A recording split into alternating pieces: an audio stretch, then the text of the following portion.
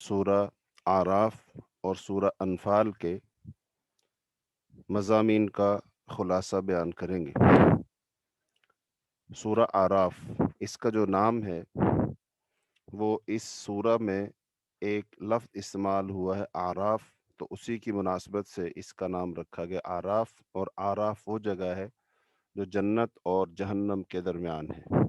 جنت اور جہنم کے درمیان ایک مقام ہے جس کا نام ہے اعراف، اور وہاں پر کچھ لوگوں کو ٹھہرایا جائے گا، نہ تو وہ جنت میں داخل کیے جائیں گے اور نہ جہنم میں، بلکہ ان کو وہاں ٹھہرایا جائے گا۔ ان کو اصحاب اعراف کہا گیا، اور اسی مناسبت سے اس سورت کا نام سورہ اعراف ہے، یعنی وہ سورت جس میں اصحاب اعراف کا ذکر ہے۔ تو آیت نمبر 4 سے 7 تک تباہ شدہ بستیوں کے حالات۔ ہاں، یہ سورت پہلے تو مکی سورت ہے، اور مکی صورتوں میں جو مشرکین ہیں ان کی طرف روئے سخن ہوتا ہے، ان کو دعوت دی جاتی ہے۔ اور عرب جو ہے تو اس کے اطراف میں، یعنی شمال کی طرف، اور ایسے ہی اس کے جنوب میں، تو ایسے متمدن علاقے تھے جہاں پر بہت سارے انبیاء آئے، اور ان کی جو اقوام تھیں، اور پھر ان اقوام پر اللہ کی نافرمانی کی وجہ سے جو عذاب آئے، تو ان سب کا ذکر کیا جائے گا۔ تو اس صورت کے اندر اہل مکہ کو سمجھانے اور بتانے کے لیے ان اقوام کا ذکر کیا گیا کہ وہ بھی قومیں تھیں، بڑی متمدن تھیں، اور ان کے پاس مال و اسباب بھی تھے، طاقت و قوت میں بھی وہ بہت نمایاں تھے، لیکن جب ان کے پاس انبیاء آئے اور نبیوں نے ان کو آ کر اللہ کا پیغام سنایا اور انہوں نے اس کو نہ مانا، تو پھر اللہ کی گرفت آئی، اللہ کی طرف سے پکڑ آئی، اور پھر ان کو ہلاک کر دیا گیا، تباہ کر دیا گیا۔ تو گویا کہ یہ واقعات بتانے کا اور سنانے کا مقصد یہ تھا کہ تم بھی باز آ جاؤ، اور جو تمہارے بیچ اللہ کا رسول موجود ہے اس کی اطاعت کرو، فرمانبرداری کرو۔ تو اس صورت میں تباہ شدہ جو بستیاں ہیں، اقوام ہیں، ان کے حالات بیان کیے جائیں گے، اور ایسے ہی آیت نمبر 8 اور 9 میں اعمال کے وزن کا بیان ہوگا کہ قیامت کے دن انسان کے جو نیک اعمال ہیں ان کو تولا جائے گا، ان کا وزن کیا جائے گا۔ اور ایسی ہی آیت نمبر 10 میں کائنات کے اندر جو تمام نعمتیں ہیں وہ اللہ تعالیٰ نے انسان کے لیے بنائی ہیں، اور انسان کی پھر تخلیق کا مقصد اللہ تعالیٰ کی بندگی ہے۔ اور آیت نمبر 11 میں فرشتوں کا آدم کو سجدہ کرنا اور ابلیس کا سجدہ نہ کرنا، اور یہ واقعہ جو ہے یہ آدم و ابلیس کا قصہ قرآن پاک میں مختلف جگہوں پر مختلف انداز سے بیان کیا گیا ہے، اور ہر جگہ ایک ہی بات بتانا مطلوب اور مقصود ہوتی ہے کہ شیطان تمہارا دشمن ہے، اس نے تمہارے باپ کو جو ہے بہکایا، نافرمانی کروائی، اور اب یہ اس کی اولاد کا بھی دشمن ہے، تو لہذا شیطان کو پہچانو، اس کے بہکاووں سے اپنے آپ کو بچاؤ۔ ایسے ہی آیت نمبر 13، آیت نمبر 19 سے 21 تک پھر جو آدم علیہ السلام کو خاص طور پر اور اماں جی حوا کو انہوں نے کیسے مکر اور فریب کے ساتھ شیطان نے ان کے ساتھ کیسے مکر کیا اس کا ذکر ہے، اور پھر آدم و حوا علیہ السلام کو زمین پر اتارنا، پھر ان کے لیے لباس، اور پھر شیطان سے بہکاوے کی تلقین اولاد آدم کو، اور ایسی آیت نمبر 28 سے 30 تک کفار کے بے حیائی کے کام کرنا اور انہیں اللہ کی طرف منسوب کرنا کہ برے کام تو خود کرتے ہیں اور اللہ کی طرف ان کو منسوب کرتے ہیں، کہ گویا کہ یہ اللہ نے ان کا گویا کو حکم دیا، نعوذ باللہ، جبکہ ایسا نہیں ہے، چونکہ اللہ تعالیٰ کبھی بھی بے حیائی کا حکم نہیں دیتا۔ اور ایسے ہی آیت نمبر 31 میں کہ ہر نماز کے وقت جو ہے زیب و زینت اختیار کرنا، یعنی کہ جب مسجد کی طرف جایا جائے تو باقاعدہ اہتمام ہو، خوشبو لگائی جائے، اچھے کپڑے پہنے جائیں، اور پھر تیار ہو کر کے نماز کے لیے جایا جائے، گویا کہ اللہ تعالیٰ کی ملاقات کے لیے انسان جا رہا ہے اور اس کے لیے خوب اہتمام کرے۔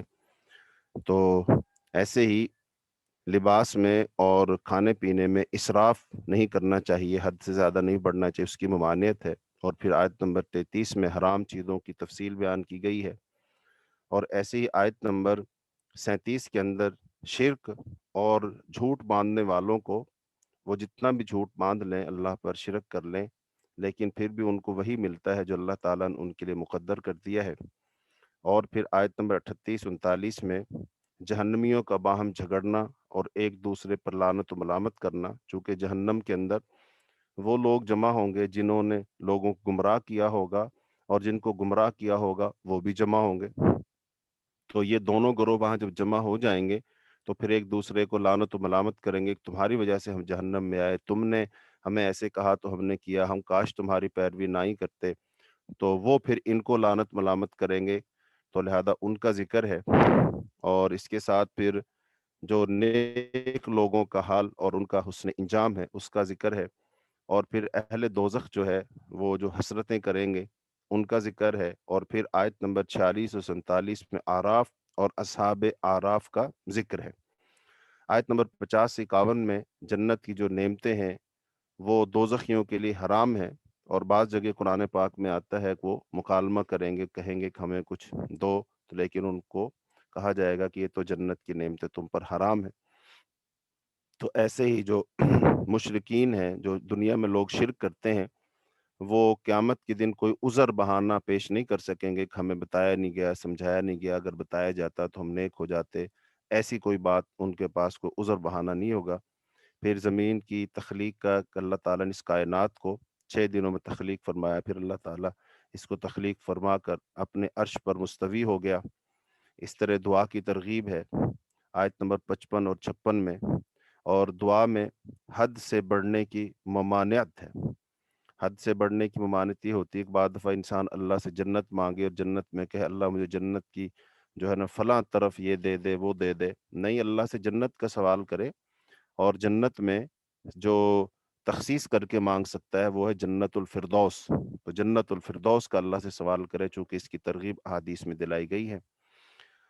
اور اس طرح زمین میں فساد جو کرنے کی ممانعت آئی ہے، اور آیت نمبر 57-58 میں بارش نازل کرنا، پھل پیدا کرنا، یہ سب اللہ تعالیٰ کی نشانیاں ہیں۔ جیسا کہ سورہ فاتحہ میں ہم نے ذکر کیا تھا کہ الحمدللہ رب العالمین، تو عالمین، عالم کہتے ہیں وہ اعلیٰ وہ جگہ جہاں پر ہم چیزوں پر غور و فکر کر کے خالق کو پہچان سکتے ہوں، تو اس کو عالم کہا گیا۔ تو دنیا میں چونکہ یہ ساری جو چیزیں ہیں ان پر جب انسان غور و فکر کرتا ہے، تدبر اور تفکر سے کام لیتا ہے، تعقل سے کام لیتا ہے، تو پھر یہ کسی بنانے والے کی طرف اشارہ کرتی ہیں۔ تو گویا کہ انسان غور و فکر کے نتیجے میں خالق حقیقی تک جا پہنچتا ہے۔ تو ساری کی ساری جو اللہ کی نشانیاں ہیں یہ۔ تو پھر آگے انبیاء علیہ السلام کا ذکر ہے، آیت نمبر 59 سے 62 میں حضرت نوح علیہ السلام کا ذکر ہے، پھر 65 سے 69 تک حضرت ہود علیہ السلام کا ذکر ہے، اور ایسے ہی پھر آگے آیت نمبر 73 سے 78 تک قوم سمود کا جو ان کی رہائش گاہیں تھیں ان کا ذکر ہے، اور ایسے ہی 73 سے 78 تک اسی میں حضرت صالح اور سمود کا بیان ہے۔ اور پھر سمود نے چٹان سے اونٹنی کے نکلنے کا جو مطالبہ کیا تھا کہ جو پہاڑ ہے اس سے اونٹنی نکال کر دکھاؤ اگر تم سچے نبی ہو، تو پھر اونٹنی کا قتل کرنا۔ اور جو پھر یہ مفسدین لوگ تھے، فساد کرنے والے لوگ تھے، انہوں نے پھر حضرت صالح علیہ السلام کو بھی شہید کرنے کی کوشش کی تھی۔ اور ایسی آیت نمبر 81، 80 اور 81 میں حضرت لوط علیہ السلام اور ان کی ہجرت کا ذکر ہے۔ اور ایسے ہی آیت نمبر 85 میں حضرت شعیب علیہ السلام اور مدین اس کا ذکر ہے جو ان کا علاقہ تھا۔ اور ایسی آیت نمبر 94-95 میں سابقہ امتوں کی آزمائش کا ذکر ہے۔ اور ایسے ہی ایمان کے ساتھ برکت اور کفر کے ساتھ گرفت آتی ہے، اس کا ذکر ہے۔ پھر آیت نمبر 103 میں حضرت موسیٰ علیہ السلام اور فرعون کا قصہ ہے، اور یہ تفصیل کے ساتھ بیان کیا گیا ہے۔ تو اس میں موسیٰ علیہ السلام، فرعون، اس کو دعوت دینا، پھر جادوگروں سے مقابلہ کرنا، موسیٰ علیہ السلام کا غالب آ جانا، اور پھر جادوگر جو تھے ان کا پھر موسیٰ علیہ السلام پر ایمان لے آنا، اور پھر موسیٰ علیہ السلام جو ہے اللہ رب العالمین نے بلایا طور پر، چلے گئے 40 راتوں کا، پھر اسے وعدہ لیا، قوم کو پیچھے چھوڑ گئے، قوم نے بچڑے کو معبود بنا لیا۔ ہارون علیہ السلام ان کے بیچ تھے، موسیٰ علیہ السلام جب اللہ سے تورات لے کر آئے، تختیاں اٹھائی ہوئی تھیں، جب آپ لے کر آئے تو پھر بہت زیادہ ناراض ہوئے، غصے میں آئے اور ان تختیوں کو پھینک دیا۔ حضرت اپنے بھائی ہارون علیہ السلام کی داڑھی پکڑ کر انہیں سرزنش کی، ڈانٹا ان کو، لیکن جب انہوں نے آگے سے معقول عذر پیش کیا تو پھر ٹھنڈے ہو گئے، غصہ ختم ہو گیا۔ اس کا ذکر ہے۔ اور ایسی آیت نمبر 157 میں نبی صلی اللہ علیہ وسلم کو صفات کا ذکر ہے۔ پھر نبی صلی اللہ علیہ وسلم کی جو نبوت ہے وہ عالمگیر نبوت ہے، سارے جہان کے لیے، اس کا ذکر ہے۔ اور پھر آیت نمبر 163 میں جو یہودیوں کا عبادت کا دن تھا، ہفتے کا دن، اس میں جو انہوں نے زیادتی کی، حد سے بڑھ گئے، اس کا ذکر ہے۔ پھر آیت نمبر 64 سے 66 تک انہیں اللہ تعالیٰ نے وہ بندروں کی صورت میں تبدیل کر دیا، تو اس کا ذکر ہے۔ پھر یہودیوں کے لیے دائمی ذلت کا ذکر ہے۔ اور پھر یہودیوں کی سرکشی کی وجہ سے ان کے سروں پر کوہ طور پہاڑ کو اللہ تعالیٰ نے اٹھایا، اس کا ذکر بھی پیچھے آیا تھا کہ طور پہاڑ ان کے سروں پر آ گیا۔ پھر اللہ تعالیٰ نے ان سے کہا کہ بھی تم نے بات ماننی ہے کہ نہیں ماننی ہے، تو پھر انہوں نے بات ماننے کا پختہ وعدہ کیا، لیکن پھر گئے۔ ایسے ہی اولاد آدم سے جو عہد لیے گئے ہیں، اللہ تعالیٰ نے عہد لیا تھا، تو اس کا ذکر ہے آیت نمبر 172 اور 74 میں۔ ایسے ہی پھر اللہ تعالیٰ کے اسماء حسنہ کا بیان ہے، اور آیت نمبر 87 میں قیامت کا بیان ہے اور اس کی علامات کا بیان ہے۔ اور پھر آیت نمبر 188 میں رسول اللہ صلی اللہ علیہ وسلم غیب نہیں جانتے، نہ ہی نفع و نقصان کے آپ مالک ہیں، وہی جو کل آیت نمبر انعام، سورہ انعام میں آیت نمبر 49-50 میں تقریباً اس کا ذکر آیا تھا۔ اور پھر تمام لوگ آدم علیہ السلام کی اولاد ہیں۔ اور ایسی آیت نمبر 51 سے 58 تک مشرکین کے جو معبودان باطلہ ہیں، ان کے اختیار میں کچھ بھی نہیں ہے، وہ کسی کو کچھ نہیں دے سکتے ہیں، اس کا ذکر ہے۔ اور پھر جو شیطان جو ہوتا ہے وہ اہل تقوی کے دل میں جو وسوسے ڈالتا ہے، خیالات دلاتا ہے، تو اس کا ذکر آیت نمبر 201 اور 202 میں ہے۔ اور شیطان کے بھائی سرکشی کی طرف کھینچتے ہیں، یعنی کہ انسان جو ہے اگر وہ شیطانیت پر اتر آتے ہیں تو ان کو پھر شیطان کا بھائی کہا گیا۔ تو ایسے ہی سورت کا جو اختتام ہو رہا ہے وہ قرآن مجید سننے کا حکم دیا جا رہا ہے۔ قرآن پاک کو دھیان کے ساتھ سننا چاہیے، خاموش رہنا چاہیے، تدبر اور تفکر کرنا چاہیے۔ اور ایسے ہی جو آیت نمبر 5 اور 6 میں صبح و شام جو ہے اللہ تعالیٰ کی عبادت کرنی چاہیے، اللہ تعالیٰ کا ذکر کرنا چاہیے، اس کی بندگی بجا لانی چاہیے۔ اس کے بعد سورہ انفال شروع ہوتی ہے۔ تو سورہ انفال جو ہے یہ غزوہ بدر کے بعد جو مال غنیمت جو تھا اس کی تقسیم کی تفصیل اس صورت میں بیان کی گئی ہے کہ بھی کتنا حصہ کس کو ملے گا۔ تو اس لیے انفال نفل کی جمع ہے، اس کا مطلب ہوتا ہے زائد چیز، یعنی کہ جو چیز زائد ہوتی ہے، اصل سے بچ جاتی ہے، پھر اس کو کہتے ہیں انفال۔ اسی سے بنا نفل، نوافل بھی کہتے ہیں، وہ نماز جو فرضوں کے علاوہ پڑھی جاتی ہے ان کو نوافل کہا جاتا ہے۔ تو ہمارے ہاں جو نماز کے لیے لفظ سنتوں کا لفظ ہم بول دیتے ہیں، اب عرف عام میں وہ بولا جاتا ہے، لیکن نماز کے لیے تو رکعات کا لفظ آتا ہے یا نوافل کا لفظ آتا ہے۔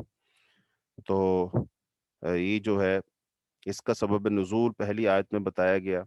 پھر ایسی آیت نمبر 2 سے 4 میں جو سچے مومن ہیں، اہل ایمان جو سچے ہیں، جن کی صداقت کا اللہ رب العالمین نے خود اعلان فرمایا ہے، گواہی دی ہے، تو سچے مومنوں کے اوصاف کا ذکر ہے۔ پھر اس کے بعد قرآن پاک کی جو تلاوت ہے اس کو کرنے جب ایک مومن کرتا ہے تو اس کا ایمان بڑھ جاتا ہے، اللہ پر توکل بڑھ جاتا ہے۔ تو ایمان کی جو حقیقت ہے، پھر ایمان جب انسان لے آتا ہے پھر انسان کو اس کا جو پھل ملتا ہے، اس کا ذکر ہے۔ اور پھر آیت نمبر 5 سے 8 میں اتباع رسول صلی اللہ علیہ وسلم باعث خیر و برکت ہے۔ تو اگر کوئی شخص برکت اور خیر کا طالب ہے تو اس کو چاہیے وہ رسول اللہ صلی اللہ علیہ وسلم کی وہ اتباع کرے، پیروی کرے، تو اس کو وہ خیر و برکت مل جائے گی۔ پھر مسلمانوں کی فریاد اور فرشتوں کا نزول ہونا، یعنی کہ اللہ تعالیٰ سے جب مسلمانوں نے دعا مانگی پھر اللہ تعالیٰ نے فرشتوں کو نازل فرمایا۔ اور پھر غزوہ بدر میں مسلمانوں پر میدان جنگ کے اندر ہی وہ اونگ کا غلبہ ہو گیا، یعنی نیند آنے لگی، جھٹکے لگنے لگے، اور پھر بارش کا نزول ہوا۔ اللہ تعالیٰ نے فرشتوں کو حکم دیا کہ وہ میدان میں جائیں، اتریں اور مسلمانوں کی مدد کریں۔ اور پھر جو شیطان ہے وہ میدان جنگ سے فرار ہو گیا، بھاگ گیا، تو اس کا ذکر ہے۔ پھر آیت نمبر 20 سے 23 میں اللہ اور اس کے رسول کی اطاعت کا حکم دیا گیا ہے، اور اللہ اور اس کے رسول جب بلائیں تو پھر آپ کی بات کو سن کر لبیک کہنا چاہیے، آنا چاہیے، حاضر ہونا چاہیے، اور پھر اللہ تعالیٰ انسان اور اس کے دل کے درمیان حائل ہو جاتا ہے۔ حدیث میں آتا ہے کہ بھی انسان کا جو دل ہے اللہ کی 2 انگلیوں کے درمیان ہے۔ تو ایسے ہی آیت نمبر 26 میں مسلمانوں کی کمزوری اور ناتوانی کو قوت و نصرت سے بدل دیا گیا۔ مسلمان کمزور تھے، ان کے پاس غزوہ بدر میں اتنا ساز و سامان نہیں تھا، تیر نہیں تھے، تلواریں نہیں تھی، گھوڑے نہیں تھے، تعداد ان کی بہت کم تھی، لیکن اللہ تعالیٰ نے تھوڑی تعداد کے ساتھ ہی مسلمانوں کو قوت عطا فرمائی، فرشتے بھیج دیے، فرشتوں نے آ کر ان کی مدد کی اور وہ غالب آ گئے۔ تو آیت نمبر 30 کے اندر اہل مکہ کی نبی صلی اللہ علیہ وسلم کے خلاف جو تدبیریں تھیں ان کا ذکر ہے، پھر ہجرت کا ذکر ہے، اور پھر مشرکین مکہ نے رسول اللہ صلی اللہ علیہ وسلم سے وہ عذاب کا مطالبہ کر دیا کہ اگر تم واقعی اللہ کے سچے رسول ہو تو پھر عذاب لے آؤ، تو یہ مطالبہ انہوں نے کر دیا۔ اور قریش کا گمان کہ وہ بھی اس طرح کا قرآن بنا سکتے ہیں، یعنی جو قرآن رسول اللہ صلی اللہ علیہ وسلم پر نازل ہوتا ہے وہ بھی ایسا بنا سکتے ہیں، تو انہوں نے یہ سوچا لیکن ایسا کر نہیں سکے، جیسا کہ اللہ نے سورہ بقرہ میں اس کا چیلنج کیا تھا، تم ایسا نہیں کر سکو گے، نہ تم کر سکتے ہو نہ کر سکو گے۔ تو ایسے ہی آیت نمبر 33 میں نبی اکرم صلی اللہ علیہ وسلم کا وجود مبارک جو ہے اور مشرکین کا استغفار عذاب سے بچانے کا ذریعہ ہے، یعنی آپ صلی اللہ علیہ وسلم کی وجہ سے مشرکین پر عذاب نہیں آتا، حالانکہ عذاب آ جانا چاہیے لیکن عذاب نہیں آتا چونکہ آپ ان کے اندر موجود ہیں، اور پھر آپ صلی اللہ علیہ وسلم اللہ سے معافی مانگتے رہتے ہیں، استغفار کرتے ہیں، بخشش کرتے ہیں۔ ایسے ہی آیت نمبر 34 سے 35 کے اندر نافرمانی کی وجہ سے مشرکوں کو عذاب، اور پھر 36-37 کے اندر اللہ تعالیٰ کے رستے سے روکنے کے لیے کفار کا مال و دولت کو خرچ کرنا، اور پھر جب وہ اپنے مقصد میں کامیاب نہیں ہوتے تو ان کا خرچ کرنا ان کے لیے ہی باعث حسرت بن جاتا ہے، اور کفار کو توبہ کی ترغیب اور کفر پر ترہیب، یعنی کہ توبہ کر لو اللہ تمہیں بخش دے گا، یا پھر اگر توبہ نہیں کی کفر پر اڑے رہے تو پھر اللہ تعالیٰ کا عذاب تم پر آئے گا، تو انہیں خوف زدہ کرنا، ڈرانا۔ اور ایسے ہی جہاں 9واں پارہ ختم ہو رہا ہے وہاں پر کفر و شرک کے خاتمے کے لیے جہاد کا حکم، کہ کفر و شرک دنیا میں جو پھیلا ہوا ہے بغیر جہاد کیے اس کا خاتمہ ناممکن ہے، وہ ختم نہیں ہو سکتا ہے۔ تو اس کا ذکر اللہ رب العالمین آیت نمبر 38 اور سے 40 کے اندر کیا۔ اب ہم آتے ہیں سورہ آراف۔ تو سورہ آراف میں سے جن مضامین کا ہم تھوڑا سا تفصیلاً جائزہ لیں گے، ان میں سے شروع سورہ کے اندر اللہ تعالیٰ نے اعوذ باللہ من الشیطان الرجیم بسم اللہ الرحمن الرحیم الف لام میم صاد، حروف مقطعات ہیں، اور حروف مقطعات کے بارے میں تفصیل پیچھے گزر چکی ہے۔ کتاب انزل الیک فلا یکن فی صدرک حرج منہ لتنذر به وذکری للمؤمنین اتبعوا ما انزل الیکم من ربکم ولا تتبعوا من دونه اولیاء قلیلا ما تذکرون۔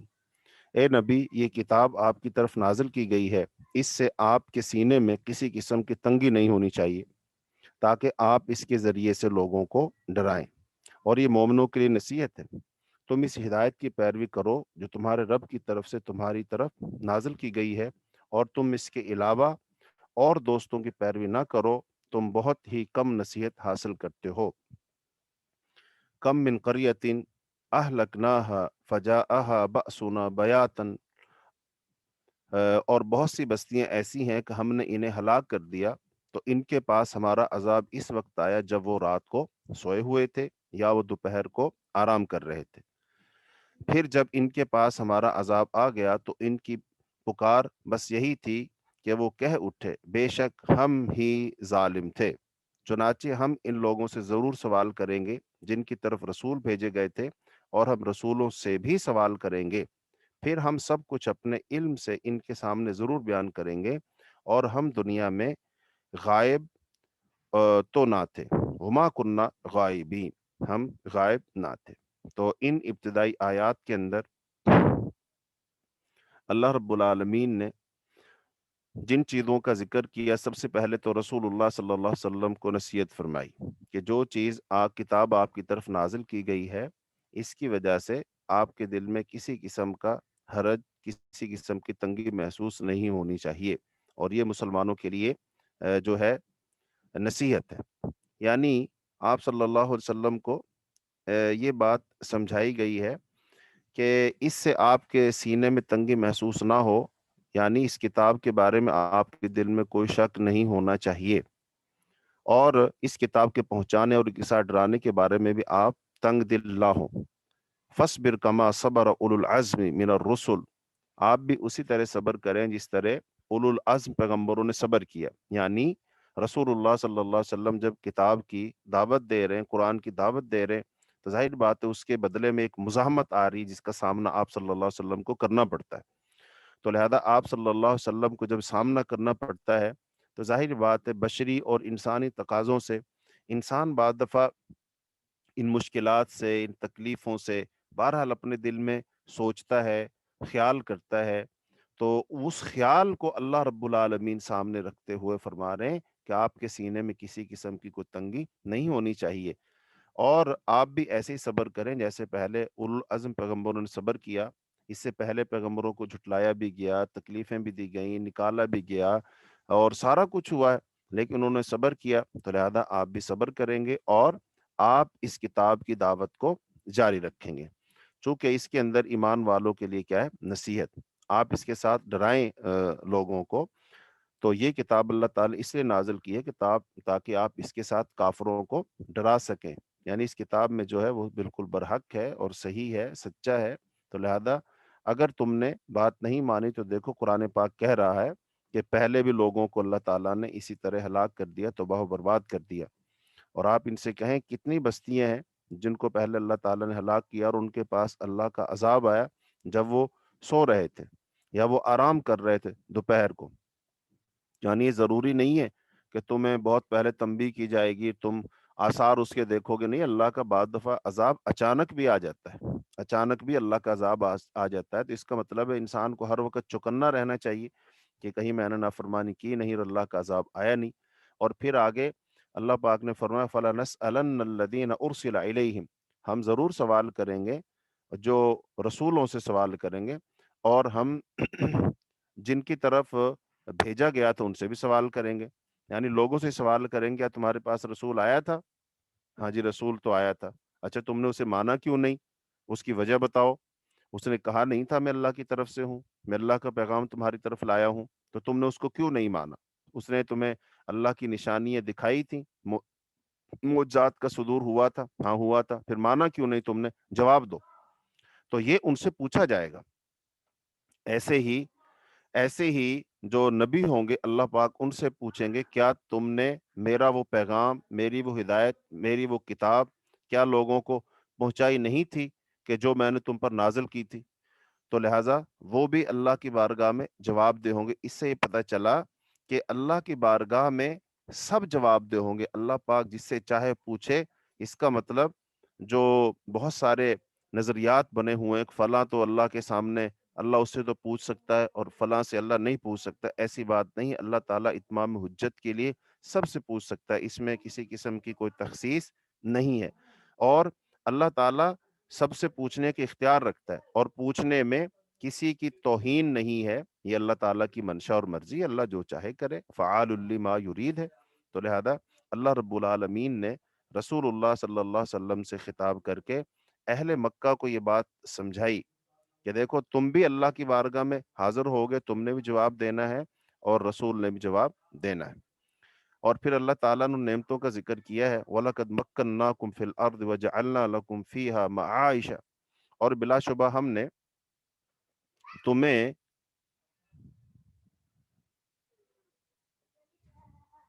جی آیت نمبر 11 میں اللہ تعالیٰ نے ارشاد فرمایا وَلَقَدْ مَكَّنَّاكُمْ فِي الْأَرْضِ وَجَعَلْنَا لَكُمْ فِيهَا مَعَائِشَ، اور بلا شبہ ہم نے تمہیں زمین میں قدرت دی اور اس میں تمہارے لیے گزران کے اسباب فراہم کر دیے، تم بہت ہی کم شکر کرتے ہو، قلیلا ما تشکرون، تھوڑا ہے جو تم شکر کرتے ہو۔ وَلَقَدْ خَلَقْنَاكُمْ ثُمَّ صَوَّرْنَاكُمْ ثُمَّ قُلْنَا لِلْمَلَائِكَةِ اسْجُدُوا لِآدَمَ، اور بلا شبہ ہم نے تمہیں پیدا کیا، پھر تمہاری صورتیں بنائی، پھر ہم نے فرشتوں سے کہا تم آدم کو سجدہ کرو، چنانچہ انہوں نے سجدہ کیا سوائے ابلیس کے، وہ سجدہ کرنے والوں میں شامل نہ ہوا۔ تو اس میں اللہ تعالیٰ نے اپنی نعمتوں کا ذکر کیا کہ ہم نے زمین میں تمہیں قدرت دی۔ ابھی یہ زمین ہے، اس پر اللہ تعالیٰ انسان کو قدرت دی ہے، جس قدرت کی وجہ سے انسان زمین پر چلتا ہے۔ اگر اللہ تعالیٰ انسان کو قدرت نہ دے تو انسان اس زمین پر ہی چل نہیں سکتا ہے، اپنے قدموں پر کھڑا ہی نہیں ہو سکتا ہے۔ پھر زمین کے اندر سے بہت ساری چیزیں ہم زراعت کے ذریعے سے وہ جناب فصلیں کاشت کرتے ہیں، اور پھر ہم پھل لگاتے ہیں، اور پھر زمین کے اندر سے اور کتنی ساری معدنیات نکالتے ہیں۔ تیل ہم نے نکال لیا، کرومائٹ ہم نے نکال لی، جپسم نکال لی، یورینیم نکال لی، گیس نکال لیا، تانبا نکال لیا، سونا نکال لیا۔ یہ ساری کی ساری چیزیں ہیں جو اللہ تعالیٰ نے اس زمین کے اندر رکھی ہیں، اور پھر اللہ پاک نے سارے اسباب مہیا کر دیے ہیں۔ چاہیے تو یہ تھا کہ ہم ان تمام چیزوں کو استعمال کرتے اور پھر اپنے رب کا شکر بجا لاتے کہ اللہ تیرا شکر ہے، تو نے ہمیں اتنی ساری نعمتوں سے اس دنیا میں نواز دیا۔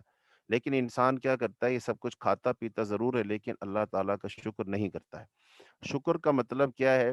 کوئی بندہ صرف زبان سے یہ کہہ دے الحمدللہ یا اللہ تیرا شکر ہے، اتنا کافی نہیں ہے۔ حقیقی شکر یہ ہے کہ اللہ تعالیٰ کے احکام کی پابندی کرے، اوامر و نواہی کو بجا لائے، اللہ کے حکموں کے مطابق عبادت بھی کرے، اللہ کے حکموں کے مطابق کاروبار بھی چلائے، معاش اور معیشت کو بھی چلائے، خوشیوں غمیوں کو بھی چلائے، اپنی وضع قطع کو بھی بنائے۔ اس کا مطلب ہر چیز میں اللہ تعالیٰ کی وہ بندگی بجا لائے۔ حقیقت میں یہ شکر ہے۔ خالی زبان سے یہ کہہ دینا الحمدللہ اور باقی اللہ تعالیٰ کی ایک بات بھی نہ ماننا، تو یہ کوئی شکر نہیں ہے، بلکہ یہ تو کفران نعمت ہی ہے۔ تو لہذا حقیقی شکر کیا ہے؟ اطاعت اتباع کی صورت میں اوامر و نواہی پر کاربند ہو جائے انسان۔ تو ایسے ہی اللہ تعالیٰ نے اب کتنا بڑا شرف بخشا کہ اللہ تعالیٰ نے انسان کو بنا کر کے فرشتوں سے کہا کہ تم آدم کو سجدہ کرو۔ اب سارے کے سارے فرشتے جو ہیں نوری ملائکہ ہیں، اللہ کے مقربین ہیں، وہ سجدہ کر رہے ہیں، اور وہ سجدہ کر رہے ہیں، اور اس کے اندر آدم علیہ السلام کی فضیلت ہے، بڑائی ہے۔ تو لہذا آدم کو اللہ نے علم بھی بخشا، اللہ پاک نے شرف بھی عطا کیا، فرشتوں سے سجدہ بھی کروایا۔ تو اب اس آدم کو کیا چاہیے؟ ان ساری فضیلتوں کے جواب میں اللہ کے سامنے اپنے سر کو عاجزی کے ساتھ جھکا دے، اللہ کی بندگی کرے، اللہ کی عبادت کرے، اور ساری زندگی اللہ کی کوئی نافرمانی نہ کرے۔ چاہیے تو آدم کو یہ، لیکن ابن آدم جو ہے وہ تو اللہ تعالیٰ کی نافرمانی میں لگا ہوا ہے۔ ذرا ایک طرف اس کی خواہش آ جائے، اس کی پسند آ جائے، پھر یہ اللہ کے حکم کی کہاں پرواہ کرتا ہے؟ اس پر تو بس اپنی خواہش کو پورا کرنے کی دھن سوار ہو جاتی ہے۔ لہذا پھر شیطان نے اللہ رب العالمین سے یہ کہا تھا کہ یا اللہ، یہ جو آدم کو تو نے فضیلت بخشی ہے، اللہ یہ اس کے قابل تو نہیں ہے، لیکن چلو تیری مرضی ہے۔ تو اللہ تعالیٰ نے پھر شیطان سے کہا، ابلیس سے کہا کہ تو نے جو میری نافرمانی کی ہے۔ اصل میں یہاں یہ جو نافرمانی کا جو فلسفہ ہے، یا اس کو بھی اگر ہم سمجھیں تو وہ کیا ہے کہ شیطان نے یہ کہا کہ اللہ میں بہتر ہوں اور یہ کمتر ہے، لہذا میں اس کو سجدہ کیسے کروں؟ میری عقل اس بات کو نہیں مانتی۔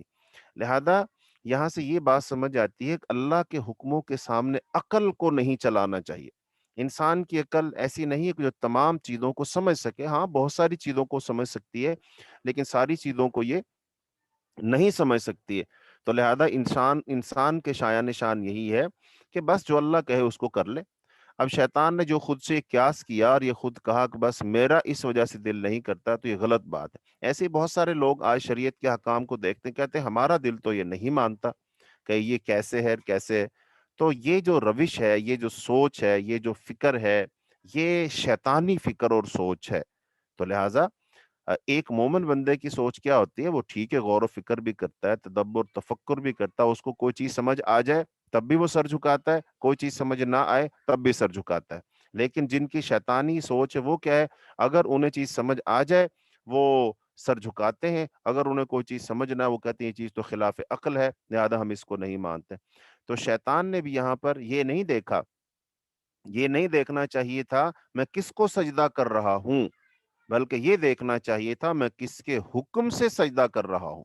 یعنی کہ اللہ رب العالمین اگر مجھے کہہ رہے ہیں کہ تم سجدہ کرو، تو بس سجدہ کر دینا چاہیے۔ یہ دیکھنا نہیں چاہیے کہ وہ کس کو سجدہ کروا رہا ہے، کیوں سجدہ کروا رہا ہے، تو لہذا یہ تو سوچنا ہی چاہیے۔ تو بندگی اس چیز کا نام ہے کہ اللہ تعالیٰ کے حکم کے سامنے اپنے سر کو جھکا دینا، اپنے آپ کو گرا دینا، عاجزی کا اظہار کر دینا۔ تو لہذا اللہ تعالیٰ نے جو یہ اس سوچ کا یہ حامل تھا شیطان، اللہ تعالیٰ نے اس سے کہا قال اخرج منہا مذءوما مدحورا، اللہ نے فرمایا نکل جائے اس سے ذلیل و دھتکارا ہوا، پھر ان میں سے جو تیری پیروی کرے گا تو میں جہنم کو تم سب سے ضرور بھر دوں گا۔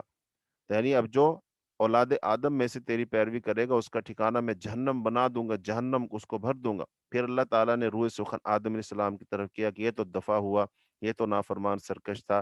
یا آدم اسکن انت وزوجک الجنہ، اللہ نے کہا اے آدم تو اور تیری بیوی جنت میں رہو اور تم دونوں جہاں سے چاہو کھاؤ، اور تم دونوں اس درخت کے قریب مت جانا ورنہ تم دونوں ظالموں میں سے ہو جاؤ گے۔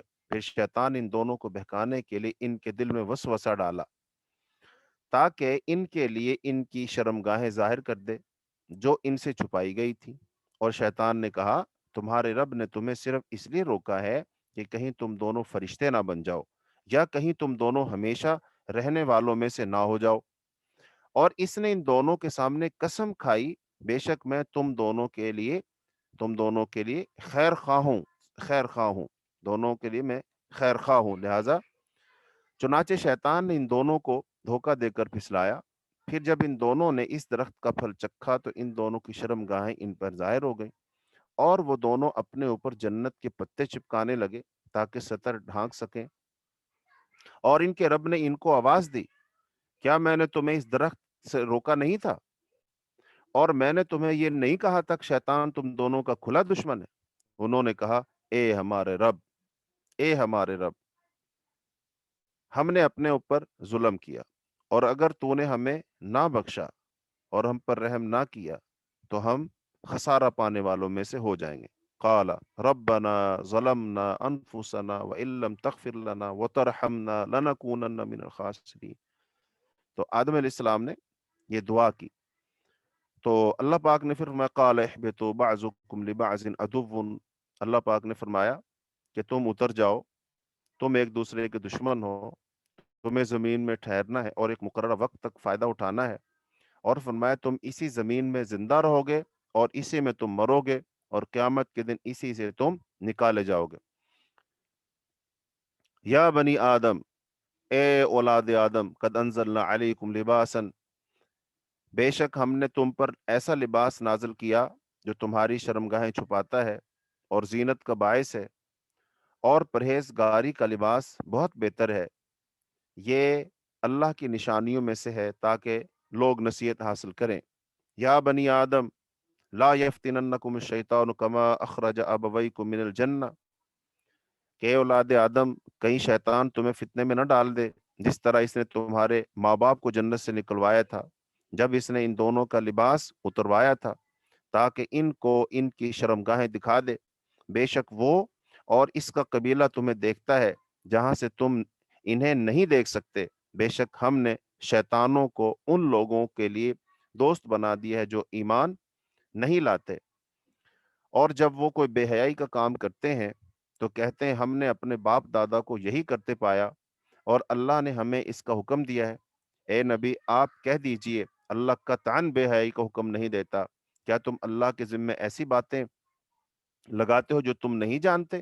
کہہ دیجئے اے میرے رب، اے میرے رب، ہاں کہہ دیجئے میرے رب نے انصاف کرنے کا حکم دیا ہے، اور یہ کہ ہر نماز کے وقت اپنا منہ سیدھے قبلہ کے رخ کر لو اور خالص اسی کی اطاعت کرتے ہوئے اسی کو پکارو جیسے اس نے تمہیں پہلے پیدا کیا ویسے ہی تم اس کی طرف لوٹو گے۔ ایک فریق کو اس نے ہدایت دی اور دوسرے فریق پر گمراہی ثابت ہو گئی، یقیناً انہوں نے اللہ کو چھوڑ کر شیطان کو دوست بنا لیا اور وہ خیال کرتے ہیں کہ بے شک وہ ہدایت یافتہ ہے۔ اب ان آیات میں آدم اور جو اولاد آدم کا دشمن ہے شیطان، اس کے سارے مکر و فریب کھل کر وہ سامنے آ گئے۔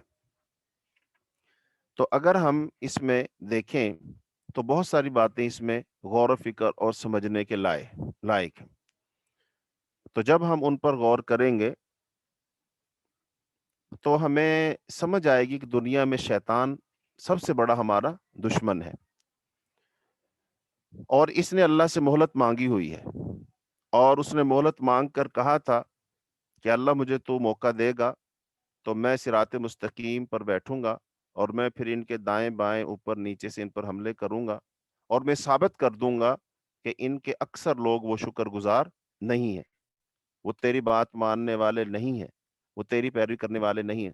یعنی دوسرے لفظوں میں یہ کہیے کہ وہ یہ کہنا چاہ رہا ہے کہ اللہ جو تو نے اس کو مقام مرتبہ دیا یہ اس کے لائق نہیں ہے، یہ تو انتہائی نافرمان شخص ہے، اور اس کی اولاد جو ہے میں نے تو ایک سجدہ نہیں کیا، یہ تو بے شمار سجدوں کی تارک ہو جائے گی۔ تو شیطان یہ کہنا چاہ رہا ہے، اور پھر اس نے آدم علیہ السلام کو کیسے بہکایا اس کا طریقہ بھی اللہ رب العالمین نے بتا دیا، کہ اس نے دونوں کو سامنے کیا کیا، یہ کیا کہ قسمیں اٹھا اٹھا کر یقین دلایا کہ میں تمہارا خیر خواہ ہوں، میں تمہارے لیے خیر خواہی چاہتا ہوں، میں تمہارا دشمن نہیں ہوں، تو لہذا اب تم یہ کرو کہ اس درخت کا پھل کھا لو، اور اس درخت کا پھل کھا لینے میں تمہارا ہی فائدہ ہے، میرا تو کوئی مسئلہ ہی نہیں ہے۔ تو تمہیں یہ درخت کا پھل کھا لینے سے دو چیزیں مل جائیں گی، ایک تو تم فرشتے بن جاؤ گے، اور ایک تم ہمیشہ ہمیشہ جنت میں رہو گے۔ تو یہ دو چیزیں ہیں، تو لہذا اگر یہ دو چیزیں تم حاصل کرنا چاہتے ہو تو پھر اس کا پھل کھا لو۔ تو اب یہ سوچئے کہ دنیا میں آج ایسے کتنے لوگ ہیں جو گناہ کی طرف بلاتے ہیں، اور پھر وہ بڑے سبز باغ دکھاتے ہیں، انسانوں کے سامنے ان اعمال کو مزین کرتے ہیں، دنیا کی کامیابی کا نقشہ کھینچتے ہیں، اور وہ اس کامیابی کے نقشے میں رنگ بھرنے کے لیے معصیت اور نافرمانی کرواتے ہیں۔ لہذا انسان بھولا بھالا ہے، وہ اس دنیا کو سنوارنے کے چکر میں اپنی آخرت کو داؤ پر لگا دیتا ہے۔ دنیا تو بنتی نہیں اور وہ آخرت سے بھی ہاتھ دھو بیٹھتا ہے۔ لہذا اب ہم لوگوں کو اس بات کو سمجھنا چاہیے کہ دنیا کی جو حیثیت اللہ نے بتائی ہے، وہی حیثیت ہمیں اس کو دینی چاہیے، وہی ہم کو اس کی حیثیت سمجھنی چاہیے۔ اور دنیا کی حیثیت کیا ہے؟ دنیا کی حیثیت ایک مردار سے زیادہ نہیں ہے، یہ لہو و لعب ہے، یہ تو مکڑی کا جالا اور مچھر کا پر ہے، اس کی کوئی حیثیت نہیں ہے۔ رسول اللہ صلی اللہ علیہ وسلم نے فرمایا لو تعدل عند اللہ جناح بعوضۃ ما سقى اللہ شربۃ ماء، کہ اگر اس دنیا کی حیثیت اللہ کے نزدیک ایک مچھر کے پر جتنی بھی ہوتی، اللہ کسی کافر کو پانی کے گھونٹ تک نہ پلاتا۔ ایک دن رسول اللہ صلی اللہ علیہ وسلم ایک جگہ سے گزر رہے تھے، صحابہ کرام آپ کے ساتھ تھے، تو وہاں پر ایک بکری کا مرا ہوا بچہ پڑا تھا جس کے کان بھی کٹے ہوئے تھے۔ آپ نے صحابہ کرام کو بلایا اور کہا تم میں سے کون ہے جو اس کو اتنی رقم میں خریدے گا؟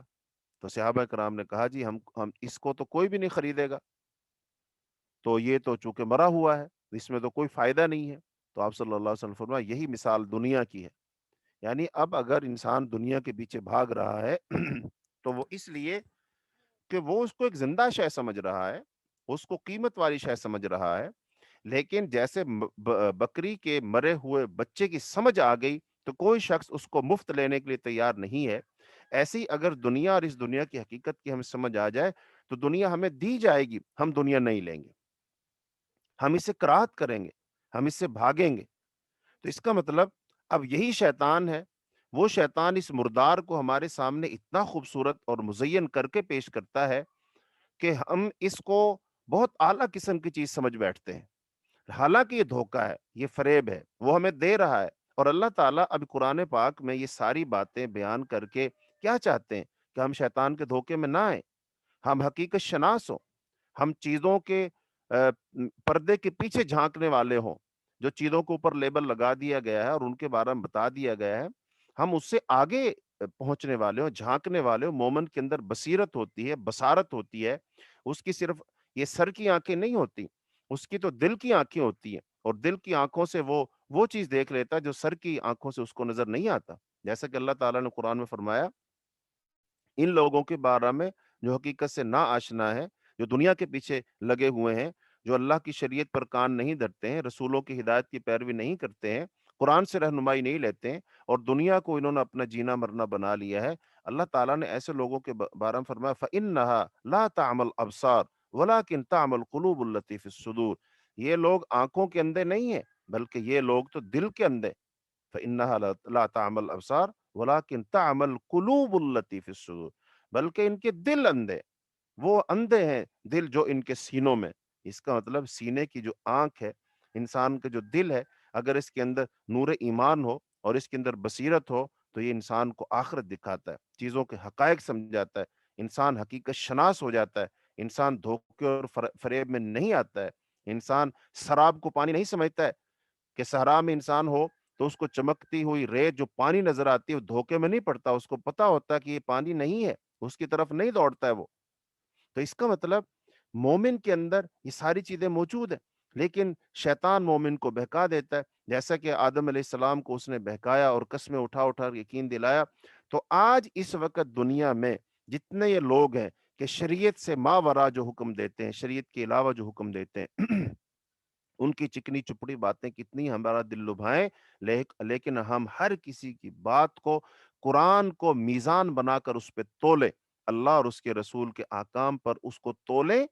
अगर वो उनके मुताबिक सही निकले तो उसको ले लें, वगरना वो किसी की बात है, वो किसी दानिश्वर की है, किसी मुफक्किर की है, वो माहिर उलूम की है, हम उसकी बात को छोड़ दें कि चूंकि उसकी बात कुरान और हदीस से मैच नहीं करती, लिहाजा ये सरासर गुमराही हो सकती है, उसको छोड़ दें।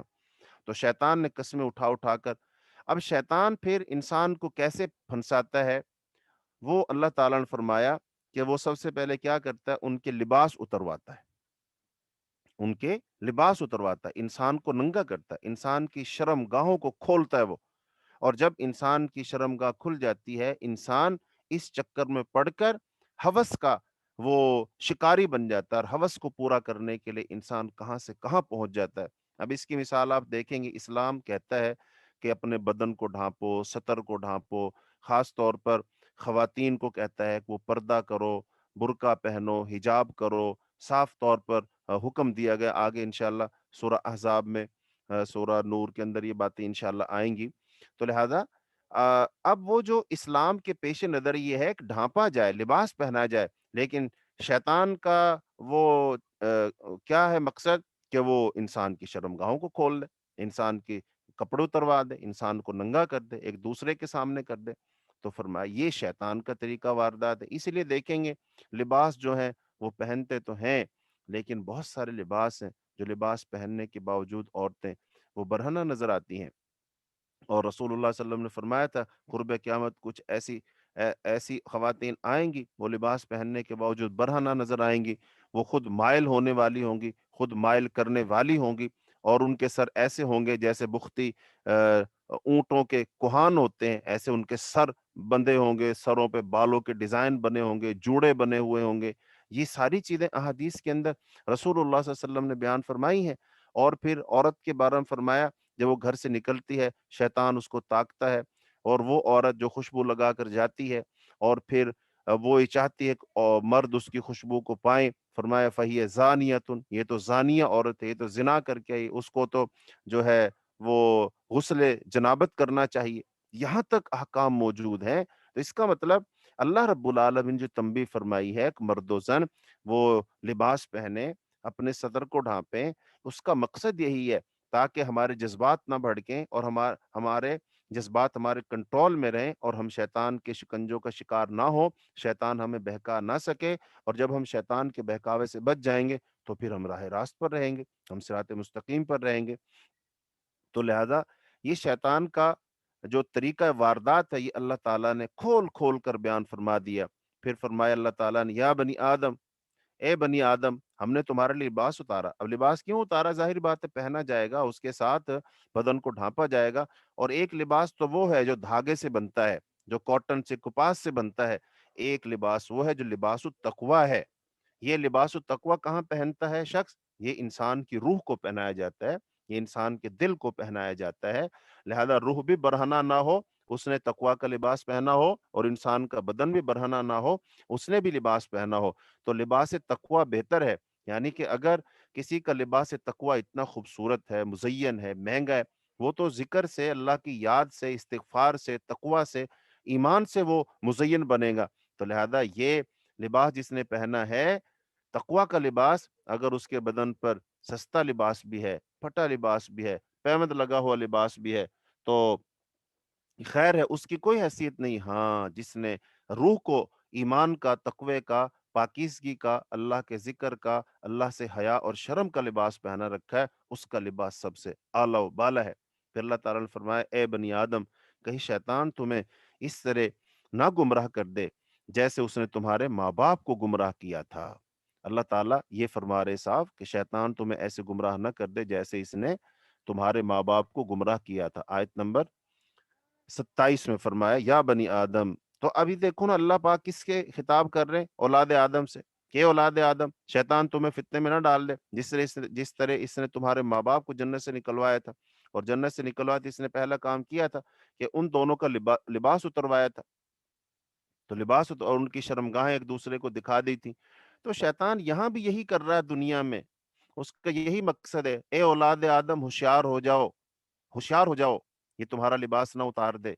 دیکھیں نا، اب اگر کوئی شخص کسی مرد کے لباس کو ہاتھ ڈالے، اس کے ستر کو کھولے کھینچے، یا کسی خاتون کے برقعے کو، لباس کو ہاتھ ڈالے کھینچے، تو اس کو ہم کتنی بڑی توہین سمجھتے ہیں، کتنا برا کام سمجھتے ہیں، کھینچن والے کو کتنا لچا لفنگا سمجھتے ہیں ہم۔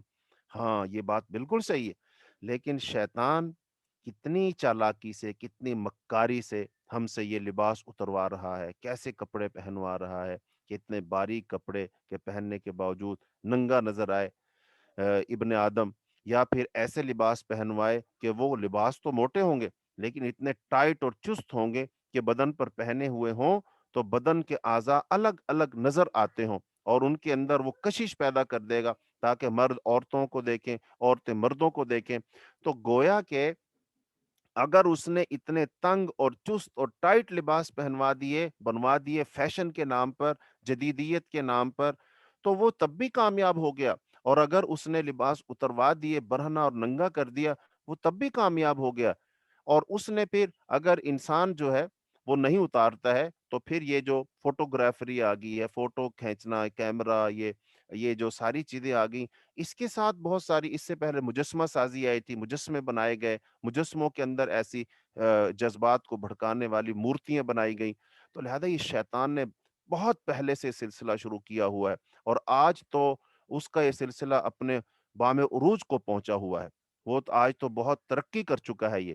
تو لہذا یہ شیطان یہی کچھ کروائے گا۔ اللہ پاک کہہ رہے ہیں اے بنی آدم، یہ تمہیں گمراہ نہ کر دے کہیں یہ تو ویسے ہی جیسے تمہارے باپ کو اس نے گمراہ کیا تھا، فیشن کے نام پہ، ترقی کے نام پہ، خیرخواہی کے نام پر، خوبصورتی کے نام پر، خوبصورت نظر آنے کے چکر میں اتنا کچھ کیا جا رہا ہے، چہروں کو بگاڑا جا رہا ہے۔ اب دیکھو نا، اب مرد حضرات جو ہیں وہ بنیادی طور پر جتنے انبیاء آئے ہیں سب نے داڑیاں رکھی ہیں، رسول اللہ صلی اللہ علیہ وسلم نے خود داڑھی رکھی ہے، اللہ پاک نے چہرے پر بال اگائے ہیں، اور تو اللہ نے یہ بال اگا کر چار قسمیں اٹھا کر فرمایا والتین والزیتون وطور سینین وہذا البلد الامین لقد خلقنا الانسان فی احسن تقویم، کہ ہم نے انسان کو سب سے خوبصورت بنایا۔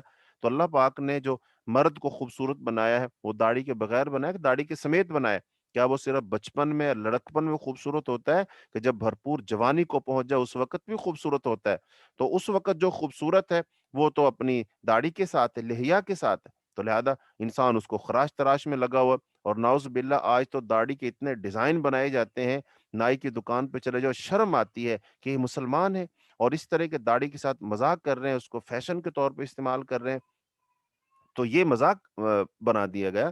خواتین جو ہیں جو وہ شریعت کی دھجیاں اڑا رہی ہیں، کہا گیا کہ اب جو خواتین ہیں وہ اپنے بالوں کے ساتھ بال نہیں ملائیں گی، بالوں کے ساتھ بال نہیں ملائیں گی، اس کے ساتھ وہ اپنے جو ابرو ہیں ان کو نہیں بنائیں گی، پلکیں جو ان کے ساتھ بال نہیں چپکائیں گی، اپنے چہرے پر یا جسم میں کہیں بھی وہ فیشن کے طور پر مختلف ڈیزائن نہیں بنوائیں گی، وہ گندوائیں گی نہیں، ٹیٹو نہیں بنوائیں گی۔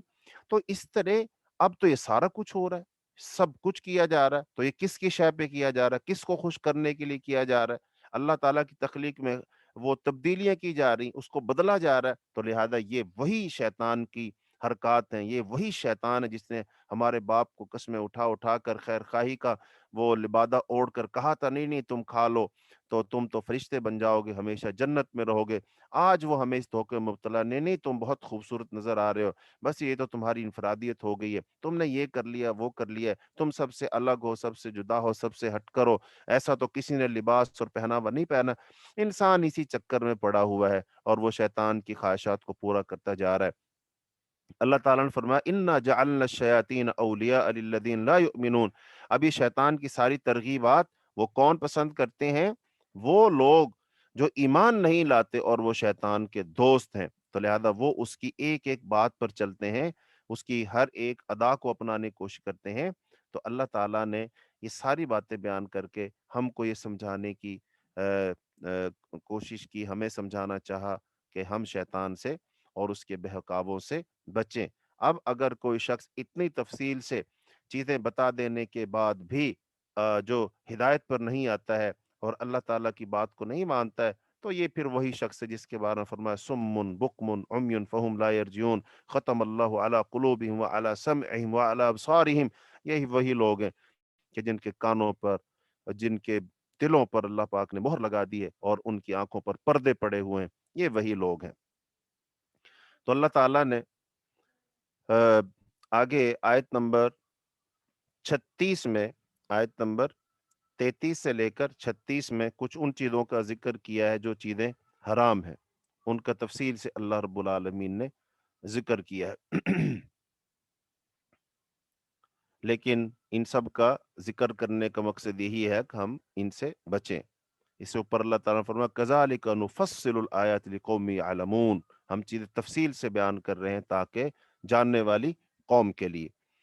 تو اللہ رب العالمین نے فرمایا قل انما حرم رب الفواحش ما ظہر منها وما بطن، کہہ دیجئے بے شک میرے رب نے بے حیائی کی باتوں کو حرام ٹھہرایا، چاہے وہ ظاہر ہوں یا چھپی ہوئی ہوں، اور گناہ کو اور ناحق ظلم کو بھی، اور یہ بھی حرام ہے کہ تم اللہ کے ساتھ اس چیز کو شریک ٹھہراؤ جس کی اس نے کوئی دلیل نہیں اتاری، اور یہ بھی حرام ہے کہ تم اللہ کے متعلق وہ باتیں کہو جو تم نہیں جانتے، اور ہر امت کے لیے ایک وقت مقرر ہے، تو جب ان کا مقرر وقت آ جائے گا تو وہ اس سے لمحہ بھر پیچھے ہوں گے نہ آگے، لا یستاخرون ساعۃ ولا یستقدمون۔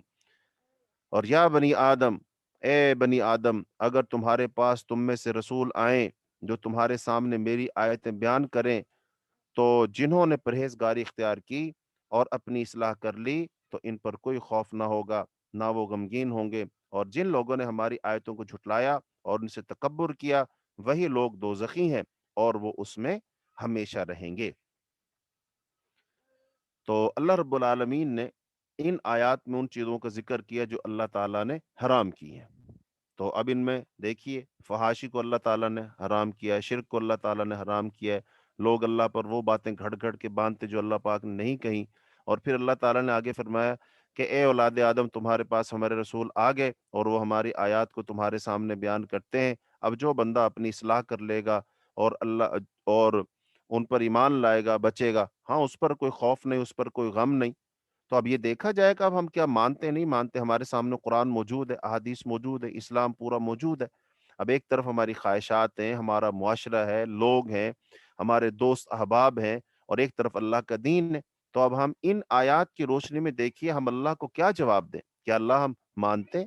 مثلا جتنے لوگ ماشاءاللہ ہماری کلاس میں ہیں، تقریباً 350 لوگ ہیں، 328-27 لوگ موجود ہیں آج کی کلاس میں، کیا ہم سب لوگ اس بات پر متفق ہیں کہ اللہ سے ہم کہہ سکتے ہیں کہ ہاں اللہ ہم ان حرام چیزوں کو چھوڑ دیں گے، یا اللہ ہم ان سے برات کا اعلان کرتے ہیں، یا اللہ ہم شیطان کوئی بات نہیں مانیں گے، اللہ تو ہمارا رب ہے، تو ہمارا خالق ہے، اللہ ہمیں تیرا احترام ہے، اللہ ہمارا تجھ پر ایمان ہے، اللہ ہمیں تجھ سے محبت ہے، اللہ تو ہمارا خیر خواہ ہے، تجھ سے بڑھ کر ہمارا کوئی خیر خواہ نہیں ہے، یا اللہ ہم تجھ کو زبان دیتے ہیں، اللہ ہم وعدہ دیتے ہیں، اللہ ہم عہد کرتے ہیں، رمضان کے ان ایام میں قرآن پاک ہم پڑھ رہے ہیں، اللہ ہم وعدہ کرتے ہیں، یا اللہ ہم تیرا حکم مانیں گے، اللہ تیری فرمانبرداری کریں گے، تیرے رسول کی بات مانیں گے، اور اللہ ہم شیطان کی پیروی نہیں کریں گے۔ آج کے بعد پکا عہد ہے کہ ہم خواتین جو ہیں کوئی وہ کام نہیں کریں گی جو شریعت کے خلاف ہے، ہم مرد وہ کوئی کام نہیں کریں گے جو شریعت کے خلاف ہے، بھلے ہمارا دل چاہے، بھلے لوگ چاہیں، ہمیں ترغیب دی جائے، ہم ایسا نہیں کریں گے۔ تو اللہ سے عہد کیا جائے تاکہ اللہ بھی خوش ہو جائے کہ ہاں یہ میرے لوگ ہیں، یہ میرے بندے ہیں جن پر میری آیات کو پڑھا گیا، انہیں دعوت دی گئی اور انہوں نے فوراً اپنا سر جھکا دیا۔ جب تک پتہ نہیں تھا نہیں تھا، کوئی بات نہیں، شیطان کے چنگل میں پھنسے رہے، شیطان کے پیچھے لگ کر ہم نافرمانی کرتے رہے، لیکن جب کسی نے یاد دہانی کروائی، دعوت دی، یہ فوراً جاگ گئے، فوراً بیدار ہو گئے، فوراً ہوشیار ہو گئے۔ لہٰذا ہمیں اللہ تعالیٰ کے سامنے اس طرح کے جذبات کا اظہار کرنا چاہیے۔ تو اب اللہ تعالیٰ نے ذکر فرمایا ان لوگوں کا جو جہنم میں ہوں گے اور وہ لوگ پھر جھگڑا کریں گے۔ اب جہنم میں جب لوگ جل رہے ہوں گے اور پھر وہ جھگڑا کریں گے، کیا کہیں گے؟ اب یہ بڑے مناظر ہیں، کیا کریں، وقت بہت تھوڑا ہوتا ہے اور اتنا وقت نہیں ہے چیزوں کو، دل تو بہت کرتا ہے تفصیل کے ساتھ بیان کریں، لیکن بیان کر نہیں سکتے ہیں، وقت ہمارے پاس بہت محدود ہے۔ چلو جتنا ہو سکتا ہے۔ اللہ تعالیٰ ارشاد فرماتے ہیں آیت نمبر 38 میں، اللہ تعالیٰ آیت نمبر 38 میں ارشاد فرماتے ہیں کہ یہ جو لوگ ہیں قالوا ادخلوا فی امم قد خلت، ہاں جی، ان سے کہا جائے گا، اللہ فرمائے گا تم ان امتوں کے ساتھ آگ میں داخل ہو جاؤ جو جنوں اور انسانوں میں سے تم سے پہلے گزر چکی ہیں۔ جب بھی ایک امت آگ میں داخل ہوگی تو وہ اپنی بہن یعنی اپنے جیسی دوسری امت پر لعنت کرے گی، یہاں تک کہ جب اس میں وہ سب اکٹھے ہوں گے تو ان کی دوسری جماعت ان کی پہلی جماعت کے بارے میں کہے گی، اے ہمارے رب، ان لوگوں نے ہمیں گمراہ کیا، ان لوگوں نے ہمیں گمراہ کیا تھا، لہذا تو انہیں آگ کا دگنا عذاب دے۔ اللہ فرمائے گا تم میں سے ہر ایک کے لیے دگنا عذاب ہے، مگر تم نہیں جانتے۔ اور ان کی پہلی جماعت ان کی دوسری جماعت سے کہے گی، تمہیں ہم پر کوئی فضیلت حاصل نہیں، چنانچہ تم اس کے بدلے میں عذاب کا مزہ چکھو جو کچھ تم کماتے رہے تھے۔ بے شک جن لوگوں نے ہماری آیتوں کو جھٹلایا اور ان سے تکبر کیا، اور ان کے لیے آسمان کے دروازے نہیں کھولے جائیں گے اور نہ وہ جنت میں داخل ہوں گے، یہاں تک کہ اونٹ سوئی کے ناکے میں گھس جائے، اور ہم مجرموں کو اسی طرح بدلہ دیتے ہیں۔ ان کے لیے جہنم ہی کا بچھونا ہوگا اور ان کے اوپر اسی کا اوڑھنا ہوگا، اور ہم ظالموں کو اس طرح بدلہ دیتے ہیں۔ اور وہ لوگ جو ایمان لائے اور انہوں نے نیک عمل کیا تو ہم کسی شخص کو اس کی ہمت سے زیادہ تکلیف نہیں دیتے، وہی لوگ جنت والے ہیں، وہ اس میں ہمیشہ رہیں گے، اور ان کے دلوں میں جو کینہ ہوگا وہ ہم نکال پھینکیں گے، ان کے نیچے نہریں بہتی ہوں گی، اور وہ کہیں گے سب تعریف اللہ کے لیے ہے جس نے ہمیں یہ سیدھی راہ دکھائی، اور اگر یہ بات نہ ہوتی کہ اللہ نے ہمیں ہدایت دی تو ہم ہرگز ایسے نہ تھے کہ ہدایت پاتے۔ بلا شبہ ہمارے رب کے رسول حق لے کر آئے تھے، اور انہیں آواز دی جائے گی کہ یہ ہے وہ جنت جس کے تم ان کے اعمال کے بدلے وارث بنائے گئے ہو جو تم کرتے تھے۔ اور جنت والے دوزخ والوں سے پکار کر کہیں گے، بے شک ہمارے رب نے ہم سے جو وعدہ کیا تھا وہ ہم نے سچا پایا، تو کیا تم نے بھی وہ وعدہ سچا پایا جو تمہارے رب نے تم سے کیا تھا؟ وہ دوزخی کہیں گے ہاں۔ پھر ایک اعلان کرنے والا ان میں اعلان کرے گا کہ ان ظالموں پر اللہ کی لعنت ہو جو اللہ کی راہ سے روکتے تھے اور اس میں ٹیڑھ ڈھونڈتے رہتے تھے، اور وہ آخرت کا انکار کرنے والے تھے، ایسے لوگوں پر اللہ کی لعنت ہو۔ اور ان دونوں گروہوں کے درمیان پردہ ہوگا، اور آراف پر کچھ لوگ ہوں گے جو ہر ایک جنتی دوزخی کو ان کی خاص علامتوں سے پہچانتے ہوں گے، اور وہ جنتیوں کو پکار کر کہیں گے تم پر سلام ہو، آراف والے ابھی جنت میں داخل نہ ہوئے ہوں گے جبکہ وہ اس کی امید رکھتے ہوں گے، اور جب ان کی آنکھیں دوزخیوں کی طرف پھیری جائیں گی تو کہیں گے، اے ہمارے رب، تو ہمیں ظالم لوگوں کے ساتھ نہ کرنا۔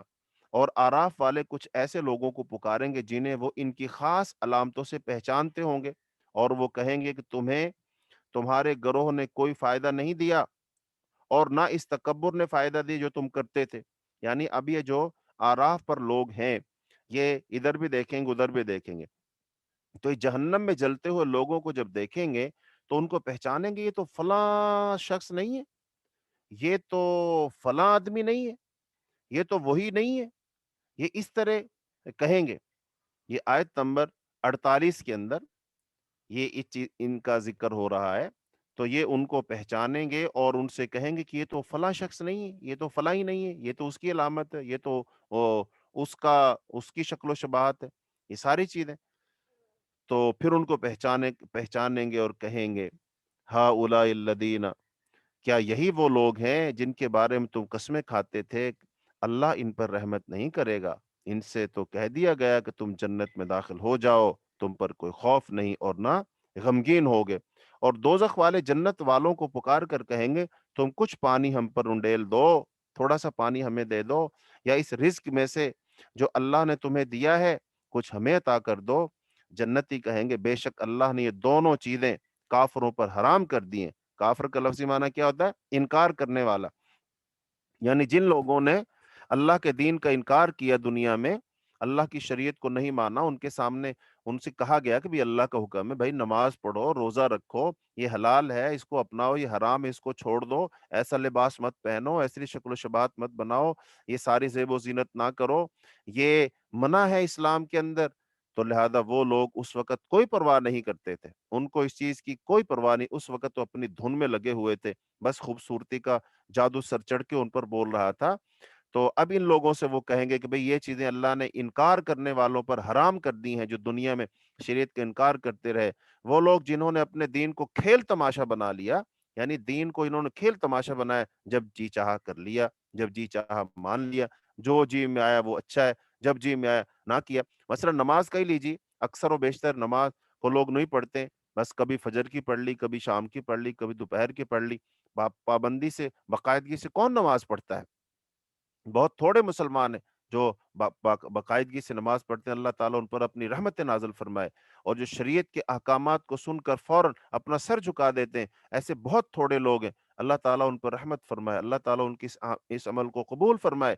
لیکن اکثر لوگ تو اس کو کھیل تماشا ہی سمجھتے ہیں، وہ کہتے ہیں یہ ایسے مولوی کہتے رہتے ہیں، اللہ تعالیٰ اتنا سخت بھی نہیں ہے، جنت میں تو ہم چلے جائیں گے، دین اتنا سخت نہیں ہے، اللہ بڑا رحمان الرحیم ہے، اللہ نے تو فلاں شخص کو بخش دیا تھا، فلاں کو بخش دیا تھا۔ یہ جھوٹی خواہشات اور تمناؤں میں شیطان نے ان کو ایسا الجھایا ہے کہ شریعت ان کو سمجھ ہی نہیں آتی ہے۔ تو فرمایا یہ دین کو کھیل تماشا بنا لیا اور انہیں دنیاوی زندگی نے دھوکے میں ڈال دیا۔ فرمایا وغرتہم الحیات الدنیا، ان کو دنیا کی زندگی نے، دنیا کی چمک دمک نے، کر و فر نے، گاڑیوں نے، روپے پیسے نے، پاؤنڈ ڈالر نے ان کو دھوکے میں ڈال دیا، اور یہ اس کو کمانے کے چکر میں لگے رہے۔ قرآن میں اللہ تعالیٰ فرماتے ہیں کہ الہاکم التکاثر حتی زرتم المقابر، تمہیں مشغول کر دیا مال کی کثرت نے، حتیٰ کہ تم نے قبروں کی زیارت کر لی، تم قبروں میں جا پہنچے۔ انسان اپنی موت تک غفلت میں پڑا رہتا ہے، تو فرمایا دنیا کی زندگی نے انہیں دھوکے میں ڈال دیا۔ تو اللہ تعالیٰ فرمائیں گے فَالْيَوْمَ نَنْسَاهُمْ كَمَا نَسُوا لِقَاءَ يَوْمِهُمُ هَٰذَا، آج ہم انہیں بھلا دیں گے جیسے انہوں نے ہماری ملاقات کو بھلا دیا تھا۔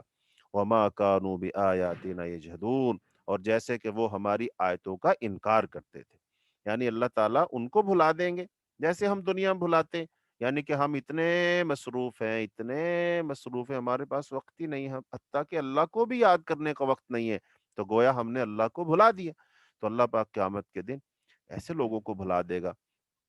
ایک اور دوسری آیت میں بھی آتا ہے اللہ تعالیٰ یہ قیامت کے دن ایسے لوگوں کو وہ اندھا کر کے اٹھائے گا، جب ان کو اندھا کر کے اٹھائے گا یہ اللہ سے کہیں گے کہ یا اللہ ہم تو دنیا میں بینا تھے، ہم تو دیکھا کرتے تھے، ہماری تو آنکھیں تھی۔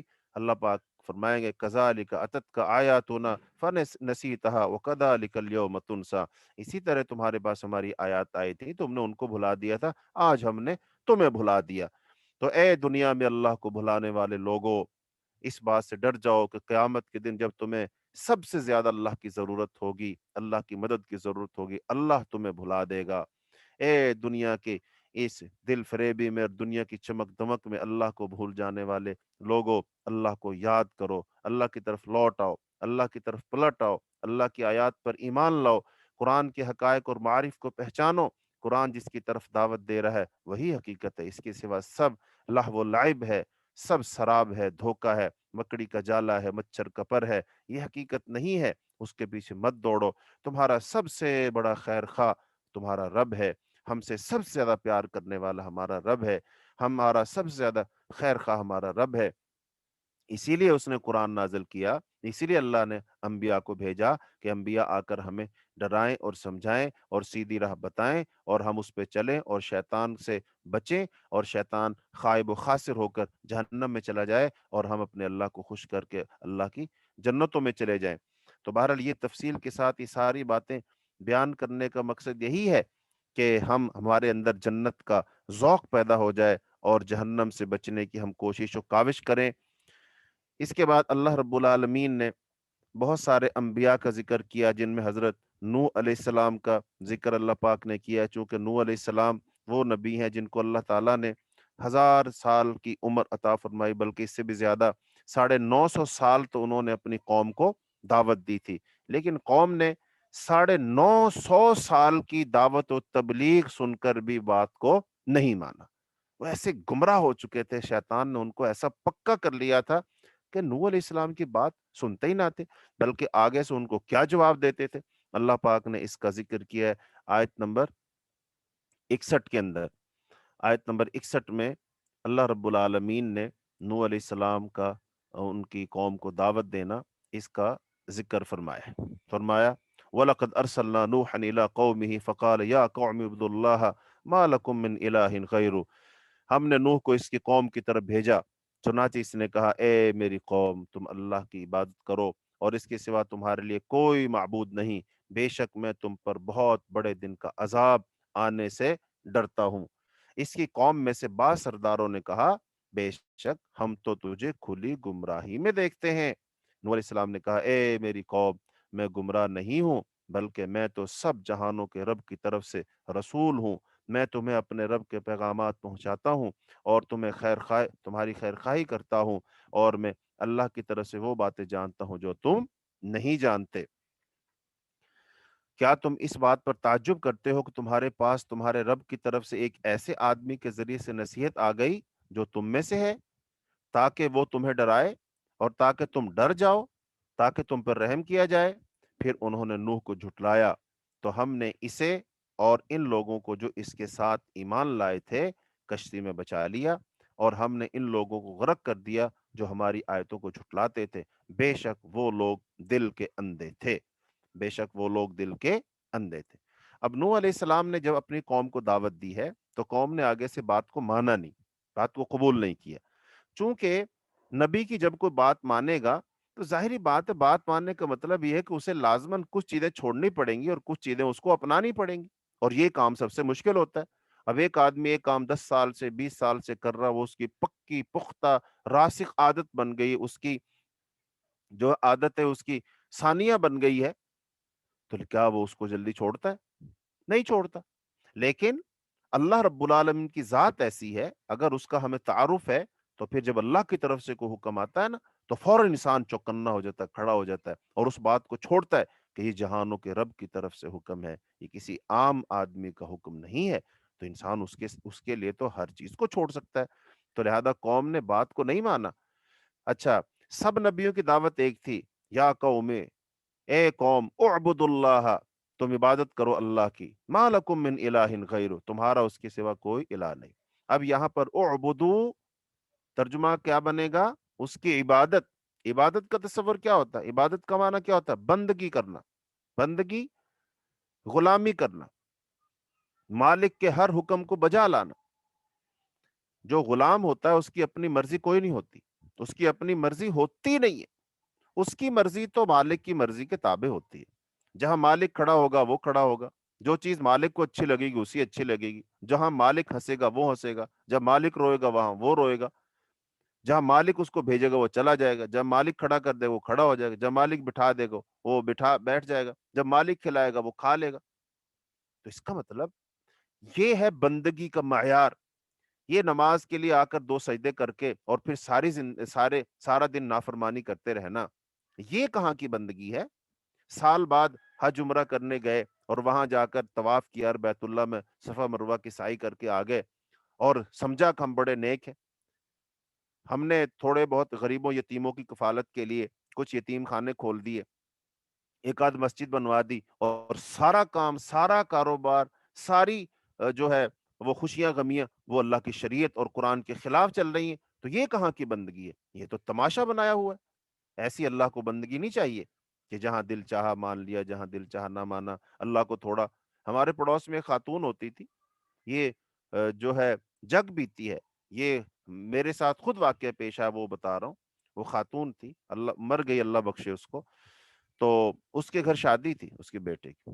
اچھا، اس کی بیٹی ایک مدرسے میں پڑھا کرتی تھی.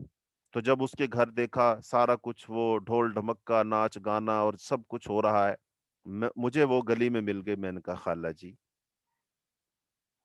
ہم اپنے محلے میں دینداری کے نام سے معروف ہیں کہ ہم لوگ دین پڑھے ہوئے ہیں. تو جب دین پڑھے ہوئے لوگ ایسا کریں گے تو کیا پیغام جائے گا؟ عام لوگ کیا کریں گے؟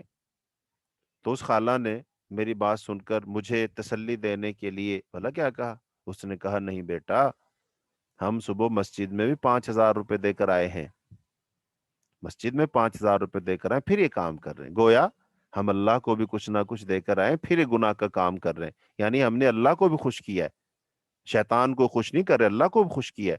تو ہم میں سے اکثر لوگ اس خالہ کی طرح، وہ اللہ کو کچھ نہ کچھ دیتے ہیں، کچھ صدقہ کرتے ہیں، خیرات کرتے ہیں، بے ایمانی سے لاکھوں کروڑوں کمائے، چلو 2-4 لاکھ مسجد میں دے دیے، مدرسے میں دے دیے، ہم سمجھتے ہیں بس ٹھیک، اور اس سے زیادہ ہم کیا کر سکتے ہیں؟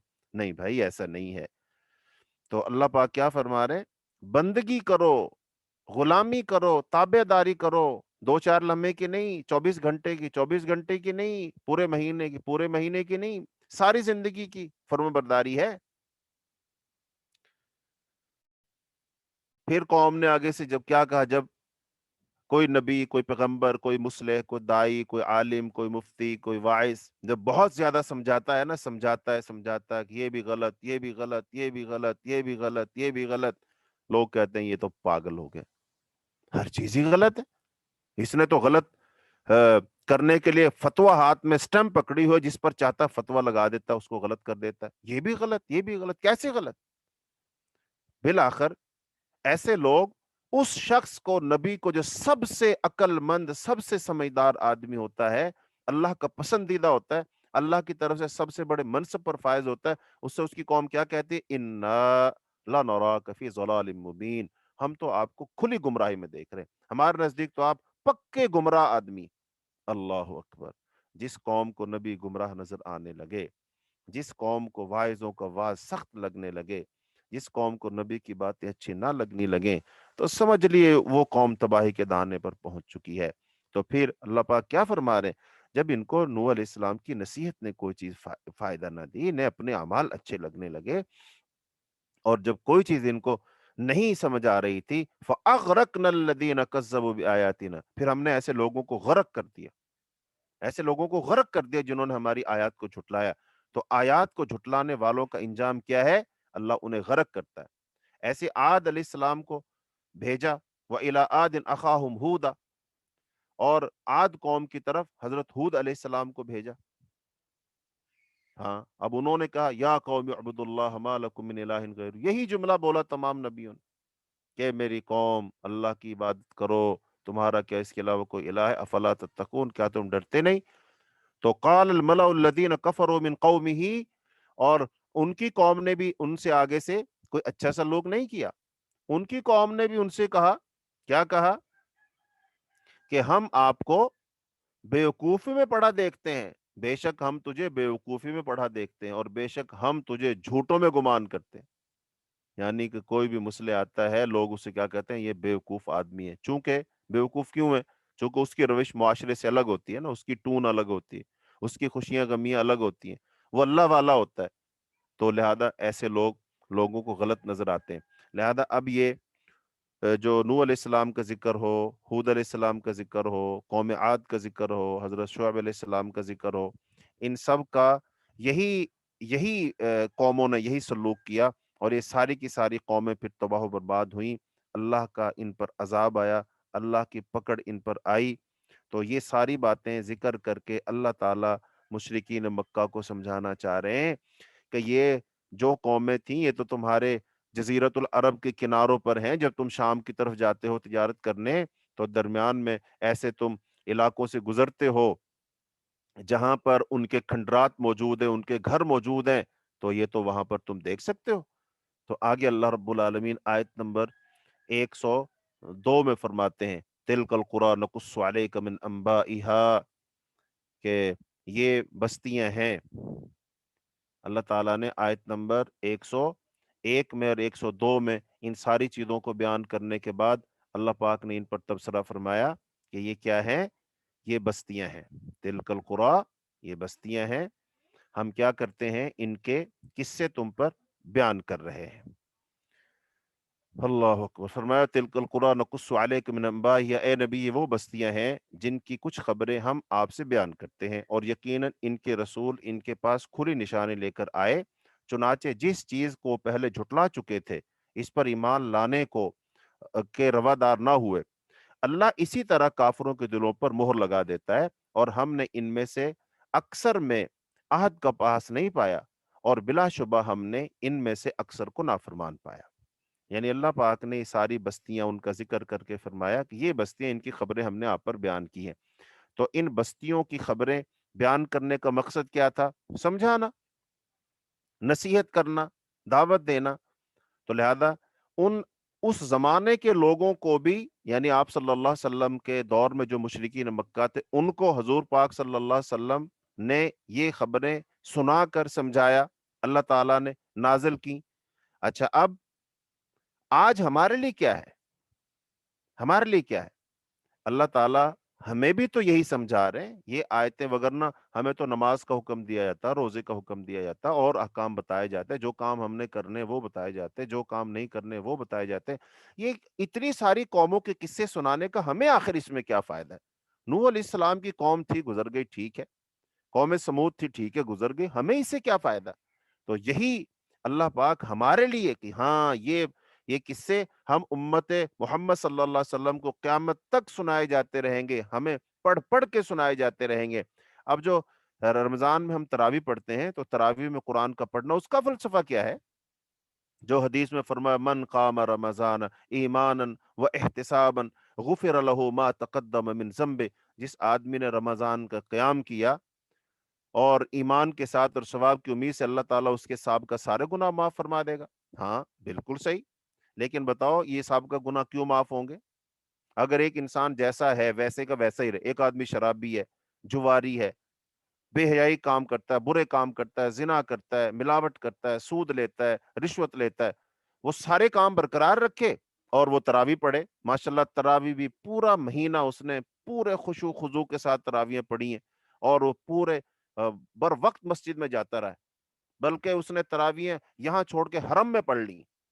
لیکن تراویحیں پوری پڑھی، اور وہ سود، رشوت، زنا، شراب، حقوق کا غصب کرنا، وہ بھی سارے کا سارا ویسے کا ویسے ہی. کیا خیال ہے، اس کے گناہ معاف ہو جائیں گے؟ ہرگز نہیں ہوں گے، ہرگز نہیں ہوں گے. تراویح پڑھانے کا فلسفہ یہ ہے کہ تراویح میں تم قرآن سنو گے، اور قرآن سنو گے تو ایسی قوموں کا ذکر آئے گا نا، نبیوں کا ذکر آئے گا. نبیوں نے قوموں کو سمجھایا، دعوت دی، بتایا. تو قوموں نے جب نہیں مانا، اللہ کی گرفت آئی، پکڑ آئی، عذاب آیا، اللہ نے سزائیں دی. اور اگر دنیا میں بچ گئے، بالآخر جہنم میں روز قیامت تو پکڑے جائیں گے نا. تو جب انسان یہ چیزیں سنتا ہے، اس کا دل نرم پڑتا ہے، اس کی اصلاح ہوتی ہے، اس پر گریا طاری ہوتا ہے، آنکھوں سے آنسو بہتے ہیں، اس کی کمر جھک جاتی ہے، وہ اللہ کے سامنے سر جھکاتا ہے، اس کے اندر خوف اور خشیت پیدا ہو جاتی ہے، پھر اللہ کے سامنے تضرع اور الہا سے گڑ گڑاتا ہے، دعائیں مانگتا ہے. ہاں یہ ہے قرآن سننے کا فائدہ. قرآن دلوں کو نرم کر دے گا نا. تو اس کا مطلب یہ قرآن سنانے کا مقصد یہ ہے. بھلے ہم آپ کو یہ تفسیر کی صورت میں سنا رہے ہیں، بھلے آپ تراویح کی صورت میں سن رہے ہیں، اس کا مقصد یہ ہے کہ ان اقوام کے واقعات کو سنو، جانو، اور پھر غور و فکر کرو کہ مجھے کیا چاہیے، جنت چاہیے، جہنم چاہیے، اللہ کی رحمت چاہیے، اللہ کا غضب چاہیے، کیا چاہیے ہمیں.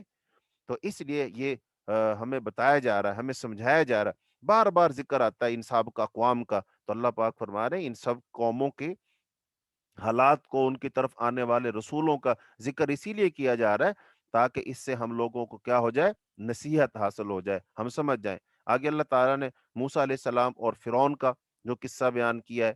پھر اللہ تعالیٰ نے آدم علیہ السلام کی اولاد سے عہد لیا تھا. کہاں عہد لیا تھا؟ اوپر عہد لیا اللہ تعالیٰ نے. جب آدم علیہ السلام کو بنایا، پھر آدم علیہ السلام کو بنا کر کے ان کی پشت سے ساری روح کو نکال لیا، اور ان کی ساری روحوں کو نکال کر کے پھر ان سے اللہ تعالیٰ نے ایک عہد لیا تھا، اور وہ عہد میں نے بھی کیا ہے، آپ نے بھی کیا ہے، ہم سب نے وہ عہد کیا ہوا ہے۔ اب اس عہد پہ آج ہم قائم ہیں نہیں قائم ہے، یہ سوالی نشان ہے، یہ سب سے اہم بات ہے۔ اس بات پر ہمیں غور و فکر کرنا ہے، کیا ہم اس عہد پر قائم ہیں کہ نہیں ہے؟ وہ عہد میں نے بھی کیا ہے، آپ نے بھی کیا ہے۔ کہاں کیا ہے؟ عالم ارواح میں کیا ہے۔ اور وہ عہد کیا ہے؟ اللہ پاک نے پوچھا تھا الستو بربکم، کیا میں تمہارا رب نہیں ہوں؟ تو اس وقت تو ہم سب نے کہا تھا قالوا بلا، تو ہمارا رب ہے، ہم سب نے یہ کہا تھا۔ یہ آیت نمبر 172، آیت نمبر 172، وَإِذْ أَخَذَ رَبُّكَ مِن بَنِي آدَمَ مِن ظُهُورِهِمْ ذُرِّيَّتَهُمْ، اور اے نبی یاد کر جب آپ کے رب نے بنی آدم کی پشتوں سے ان کی اولاد کو نکالا اور انہیں ان کی جانوں پر گواہ بنایا اور پوچھا کیا میں تمہارا رب نہیں ہوں؟ انہوں نے کہا کیوں نہیں، ہم گواہی دیتے ہیں۔ اللہ نے فرمایا یہ اس لیے کہ تم قیامت کے دن یہ نہ کہو کہ ہم تو اس بات سے بے خبر تھے، یا تم یہ نہ کہو کہ بے شک ہم سے پہلے ہمارے باپ دادا نے شرک کیا تھا اور ہم ان کے بعد ان کی اولاد تھے، پھر کیا تو ہمیں اس فعل کی وجہ سے ہلاک کرتا ہے جو گمراہ لوگوں نے کیا تھا؟ اسی طرح ہم آیتیں کھول کھول کر بیان کرتے ہیں، شاید کہ وہ لوگ ہماری طرف لوٹ آئیں، شاید کہ وہ ہماری طرف لوٹ آئیں۔ ہاں جی، اللہ پاک فرما رہے کہ ہم نے عہد لیا، اللہ پاک نے آدم علیہ السلام کو بنایا۔ احادیث کے اندر آتا ہے کہ اللہ پاک نے آدم علیہ السلام کو بنایا، آدم علیہ السلام کو بنا کر پھر ان کی جو ہے پیٹھ پر ہاتھ پھیرا، اور ہاتھ پھیرا تو ان کی پشت سے ہر وہ روح گر گئی جسے اللہ تعالیٰ نے ان کی اولاد میں سے قیامت تک پیدا فرمانا ہے، اور ان میں سے ہر انسان کے دو آنکھوں کے درمیان نور کی چمک پیدا فرما دی۔ پھر انہیں حضرت آدم کے سامنے پیش کیا تو آدم علیہ السلام نے عرض کی کہ اے اللہ یہ کون ہے؟ فرمایا یہ تیری اولاد ہے۔ حضرت آدم علیہ السلام نے ان میں سے ایک شخص کو دیکھا جس کے آنکھوں کے درمیان کی چمک انہیں بہت ہی بھلی معلوم ہوئی، تو انہوں نے عرض کی کہ یا اللہ یہ کون ہے؟ فرمایا یہ آخری امتوں میں سے تیری اولاد میں سے ایک شخص ہے جس کا نام داؤد ہوگا۔ عرض کی یا اللہ اس کی عمر کتنی ہوگی؟ فرمایا 60 سال۔ عرض کی اے اللہ میں نے اس کو اپنی عمر میں سے 40 سال دیے۔ پھر جب حضرت آدم علیہ السلام کی عمر پوری ہو گئی تو ان کے پاس ملک الموت آیا، تو حضرت آدم علیہ السلام نے فرمایا کیا میری عمر کے 40 سال باقی نہیں ہے؟ فرشتے نے جواب دیا کہ آپ نے وہ 40 سال اپنے بیٹے داؤد کو نہیں دے دیے تھے؟ حضور اکرم صلی اللہ علیہ وسلم نے فرمایا حضرت آدم نے انکار کر دیا، اسی وجہ سے آپ کی اولاد بھی انکار کر دیتی ہے۔ حضرت آدم بھول گئے، اسی وجہ سے اولاد آدم بھی بھول جاتی ہے۔ حضرت آدم سے خطا ہو گئی، اسی وجہ سے آپ کی اولاد سے بھی خطا ہو جاتی ہے۔ تو لہذا اس حدیث سے کیا پتہ چلا کہ اللہ تعالیٰ نے آدم علیہ السلام کو پیدا کیا، پھر ان کی پشت سے اللہ تعالیٰ نے وہ تمام ارواح نکال دی جو قیامت تک اب انسانوں میں انسانوں کی صورت میں پیدا ہوں گی، تو اللہ پاک نے تمام اولاد نکال دی۔ تو اب یہاں پر اللہ نے سب کو وہاں پر جمع کر کے عالم ارواح میں کیا عہد لیا تھا؟ الستو بربکم، کیا میں تمہارا رب نہیں ہوں؟ تو سب نے کہا تھا ہاں تو ہمارا رب ہے۔ اچھا اب انسان اس عہد کو شاید بھول جائے، لیکن ایک بات یاد رکھیے، وہ عہد ہمارے اندر کہیں نہ کہیں موجود ہوتا ہے، اس کو کہتے ہیں فطرت۔ ہمارے اندر کی ایک آواز ہے، ہمارے اندر ایک اللہ پاک نے وہ کیفیت رکھ دی ہے جس کی وجہ سے ہم پہچان سکتے ہیں اپنے رب کو، جیسا کہ رسول اللہ صلی اللہ علیہ وسلم کی حدیث ہے کل مولود یولد علی الفطرہ، کہ ہر بچہ فطرت اسلام پر پیدا ہوتا ہے، فطرت پر پیدا ہوتا ہے۔ فَأَبَوَاهُ يُحَوِّدَانِهِ او يُنَصُّرَانِهِ او يُمَجِّسَانِهِ، پھر اس کے ماں باپ اگر یہودی ہیں اسے یہودی بنا دیتے ہیں، نصرانی ہے نصرانی بنا دیتے ہیں، مجوسی ہیں اسے مجوسی بنا دیتے ہیں۔ اس کا مطلب ہر بچہ فطرت پر پیدا ہوتا ہے، اور فطرت کیا ہے؟ فطرت تو اسلام ہے۔ اس کا مطلب ہمارے سب کے اندر حق کو پہچاننے کا داعیہ موجود ہے، ہم سب کے اندر موجود ہے، لیکن کاش کہ ہم اپنے اندر اس داعیے کو پہچانے، ہم اپنے اندر کی خبر لیں، ہم اپنے آپ کو جانے پہچانے، تو پھر ہمیں سمجھ آئے گی کہ ہاں ہمارے اندر تو وہ چیز موجود ہے۔ پھر اس کا مطلب اندر کی وہ فطرت اور پھر ہم باہر آنکھوں سے دیکھیں تو یہ دو چیزیں مل جائیں گی، تو ان دو چیزوں کے ملنے سے ہم اللہ رب العالمین کی پہچان کر لیں گے کہ وہی ہمارا رب ہے، وہی خالق ہے، مالک ہے، وہی کھلاتا ہے، پلاتا ہے، وہی رزق دیتا ہے، اسی کے حکم سے دن اور رات چلتا ہے، اسی کے حکم سے یہ ہوائیں چلتی ہیں، بادل آتے ہیں، بارشیں برستی ہیں، اسی کی وجہ سے ہم زندہ ہیں۔ تو یہ ساری چیزیں ہمیں معلوم ہو جائیں گی۔ الست بربکم، تو اس دنیا میں آ کر دوبارہ سے اپنے رب کو پہچاننا یہ کامیابی ہے۔ تو اللہ تعالیٰ یہی بات سمجھانا چاہتے ہیں کہ وہاں تو تم نے مجھے اپنا رب مان لیا تھا، پھر تم دنیا میں آ کر مجھے اپنا رب کیوں نہیں مان رہے ہو؟ آخر ایسی وہ کون سی چیز ہے جو میرے اور تمہارے درمیان آ کر حائل ہو گئی ہے؟ تو لہذا آیت نمبر 201 اس کو ہم مکمل کر کے پھر ختم کریں گے۔ یہاں پر ایک بہت ہی اہم بات ہے جس کو میں چاہتا ہوں کہ ہم بیان کر دیں، وقت تو ہمارا ختم ہو چکا ہے۔ آیت نمبر 102، ہاں جی، آیت نمبر 102 فرمایا ان الذین اتقوا اذا مسهم طائف من الشیطان تذکروا فاذا هم مبصرون، بے شک جن لوگوں نے تقوی اختیار کیا، جب انہیں شیطان کی طرف سے کوئی وسوسہ آ لیتا ہے تو وہ چونک پڑتے ہیں، پھر وہ یکایک سوجھ بوجھ والے ہو جاتے ہیں، اور ان کے بھائی شیطان انہیں گمراہی میں کھینچ لے جاتے ہیں اور وہ اس میں کوئی کمی نہیں کرتے۔ اے نبی، جب آپ ان کے پاس کوئی نشانی نہیں لاتے تو وہ کہتے ہیں تم خود کیوں نہیں بنا لائے؟ کہہ دیجئے میں تو صرف اس چیز کا اتباع کرتا ہوں جو میرے رب کی طرف سے وحی کی جاتی ہے، یہ تمہارے رب کی طرف سے روشن دلائل ہیں اور ہدایت اور رحمت ہے ان لوگوں کے لیے جو ایمان لاتے ہیں۔ اور جب ان پر قرآن پڑھا جائے تو اسے توجہ سے کان لگا کر سنو، اور جب قرآن پڑھا جائے تو اسے توجہ سے کان لگا کر سنو اور خاموش رہو تاکہ تم پر رحم کیا جائے۔ یہ دو باتیں ہیں۔ ایک بات کیا ہے کہ جو ان کے اندر تقوی ہوتا ہے، یہ بات چونکہ شیطان کی چل رہی تھی، ساری اقوام کو شیطان نے گمراہ کیا، آدم علیہ السلام کو شیطان نے بہکایا، شیطان سب سے بڑا دشمن ہے، شیطان نے عزم کر رکھا ہے، لہذا اب دو مختلف لوگ ہیں، ایک بندے پر شیطان حاوی ہوتا ہے، شیطان اسے وسوسے دلاتا ہے، خیالات دلاتا ہے، اور وہ جناب سمجھتا ہے میرے تو بڑے اچھے خیالات ہیں، بڑا میرے دماغ میں آئیڈیا آیا ہے، بڑی اچھی سوچ آئی ہے، اور اچھلتا اور پھدکتا پھرتا ہے، دوستوں کو فون کر کر کے بتاتا، کہو یار میں آپ کو ایک بات بتاؤں، بڑا اچھا پلان آیا، میں نے بڑا اچھا پلان بنایا ہے۔ ایک وہ بندہ ہے، وہ شیطان نے خیال ڈالا، خوشیاں بنا رہا ہے وہ، اور ایک بندہ وہ ہے کہ جب شیطان اس کے دل میں کوئی خیال، کوئی وسوسہ، کوئی برائی کا ارادہ ڈالتا ہے تو ایک دم چکنا ہو جاتا ہے، خبردار ہو جاتا ہے، اس کا دل دماغ وہ بے چین ہو جاتا ہے، اس کے کان کھڑے ہو جاتے ہیں، اس کی آنکھیں پھٹی رہ جاتی ہیں۔ وہ کہتا ہے یہ خیال آیا تو آیا کہاں سے؟ یہ کیسے آیا؟ کہاں سے آیا؟ یہ تو شیطان ہے، شیطان مجھ پر حاوی ہو رہا ہے، شیطان مجھ پر وہی کر رہا ہے، شیطان میرے دل دماغ پہ قبضہ کر رہا ہے۔ وہ ایک دم چونک جاتا ہے۔ جیسے آج کل اللہ ہم سب کو محفوظ رکھے، اللہ ہم سب کو محفوظ رکھے، ایک انسان نارمل ہے، اسے کھانسی ہے، زکام ہے، کوئی مسئلہ نہیں، لیکن وہ چلا گیا کہیں ہاسپٹل، اس کا ٹیسٹ کروایا گیا، جو ٹیسٹ کروایا اس کے اندر کیا نکلا ہے کہ کرونا کی علامات ہیں، تو انسان ایک دم بے چین ہو جائے گا، ایک دم حیران ہو جائے گا، اور فوراً اس کو فکر ہونے لگے گی، پریشانی لاحق ہوگی اس کو کہ میرے اندر کرونا ہے، مجھے کرونا لگ گیا ہے، پتہ نہیں اب کیا بنے گا، کیسے ہوگا۔ جیسے اس ایک کرونا جراثیم کی پازیٹیو رپورٹ آنے کے بعد ہم اتنے بے چین ہو جاتے ہیں اور اتنے محتاط ہو جاتے ہیں اور اتنا اپنا خیال رکھنے لگتے ہیں کہ فوراً اپنے آپ کو جناب وہ کمرے بند کر لو، لوگوں سے ملنا جلنا بند کر دو، دوائیاں استعمال کرو، فلاں فلاں۔ ہاں یہ تو ہمیں سمجھ آئی، لیکن ایسا کیوں نہیں ہوتا کہ جب شیطان ہمارے اوپر قبضہ کرتا ہے، شیطانی وسوسے آتے ہیں، خیالات آتے ہیں، ہم اس وقت کیوں نہیں چونکتے، کیوں نہیں خبردار ہوتے؟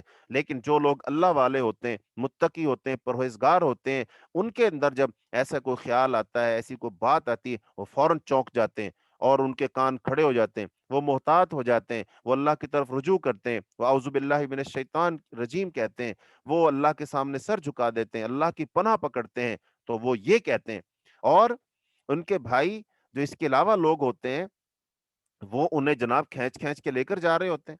تو بہرحال اللہ تعالیٰ یہ ساری باتیں بیان فرما کر دو لوگوں کا ذکر کر دی جو شیطانی وسواس آنے سے خوش ہوتے ہیں، اچھلتے کودتے ہیں۔ دوسرے وہ لوگ ہیں جو شیطان کی پہچان رکھتے ہیں، شیطانی خیالات کی پہچان رکھتے ہیں، اور جب وہ شیاطین کے خیالات ان پر آتے ہیں وہ فوراً چکنے ہو جاتے ہیں۔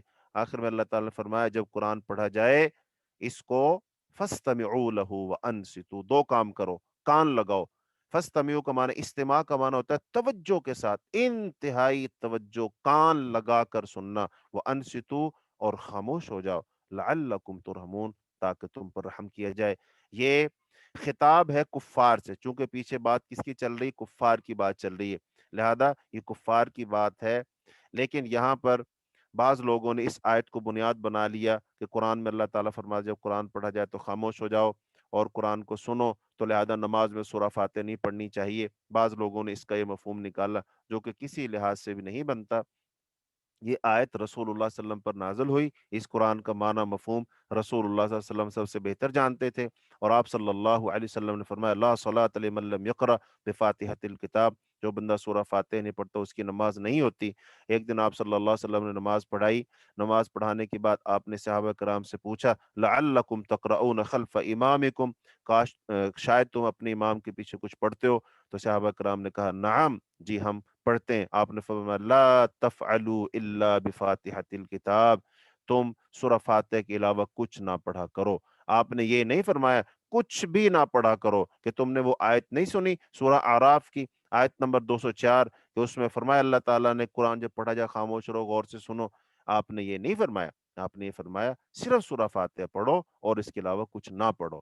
اور حضرت ابو ہریرہ رضی اللہ تعالیٰ عنہ صحابہ کرام نے پوچھا تھا، ان کے شاگردوں نے، تابعین نے پوچھا تھا کہ جب ہم امام کے پیچھے ہوتے ہیں پھر کیسے پڑھیں؟ آپ نے فرمایا اقرا بہا فی نفسک، اس کو تم آہستہ آواز میں پڑھو، لیکن پڑھو ضرور۔ اور انہوں نے فرمایا کہ جس بندے نے سورہ فاتحہ نہ پڑھی اس کی نماز ناقص ہے، اس کی نماز ناقص ہے، اس کی نماز ناقص ہے۔ تو لہذا یہ آیت نماز کے بارے میں ہے ہی نہیں ہے، بلکہ اس کے علاوہ قرآن پاک میں آتا فقرؤ ما تیسر من القرآن، تم پڑھو جو قرآن سے تمہیں آسانی سے یاد ہے۔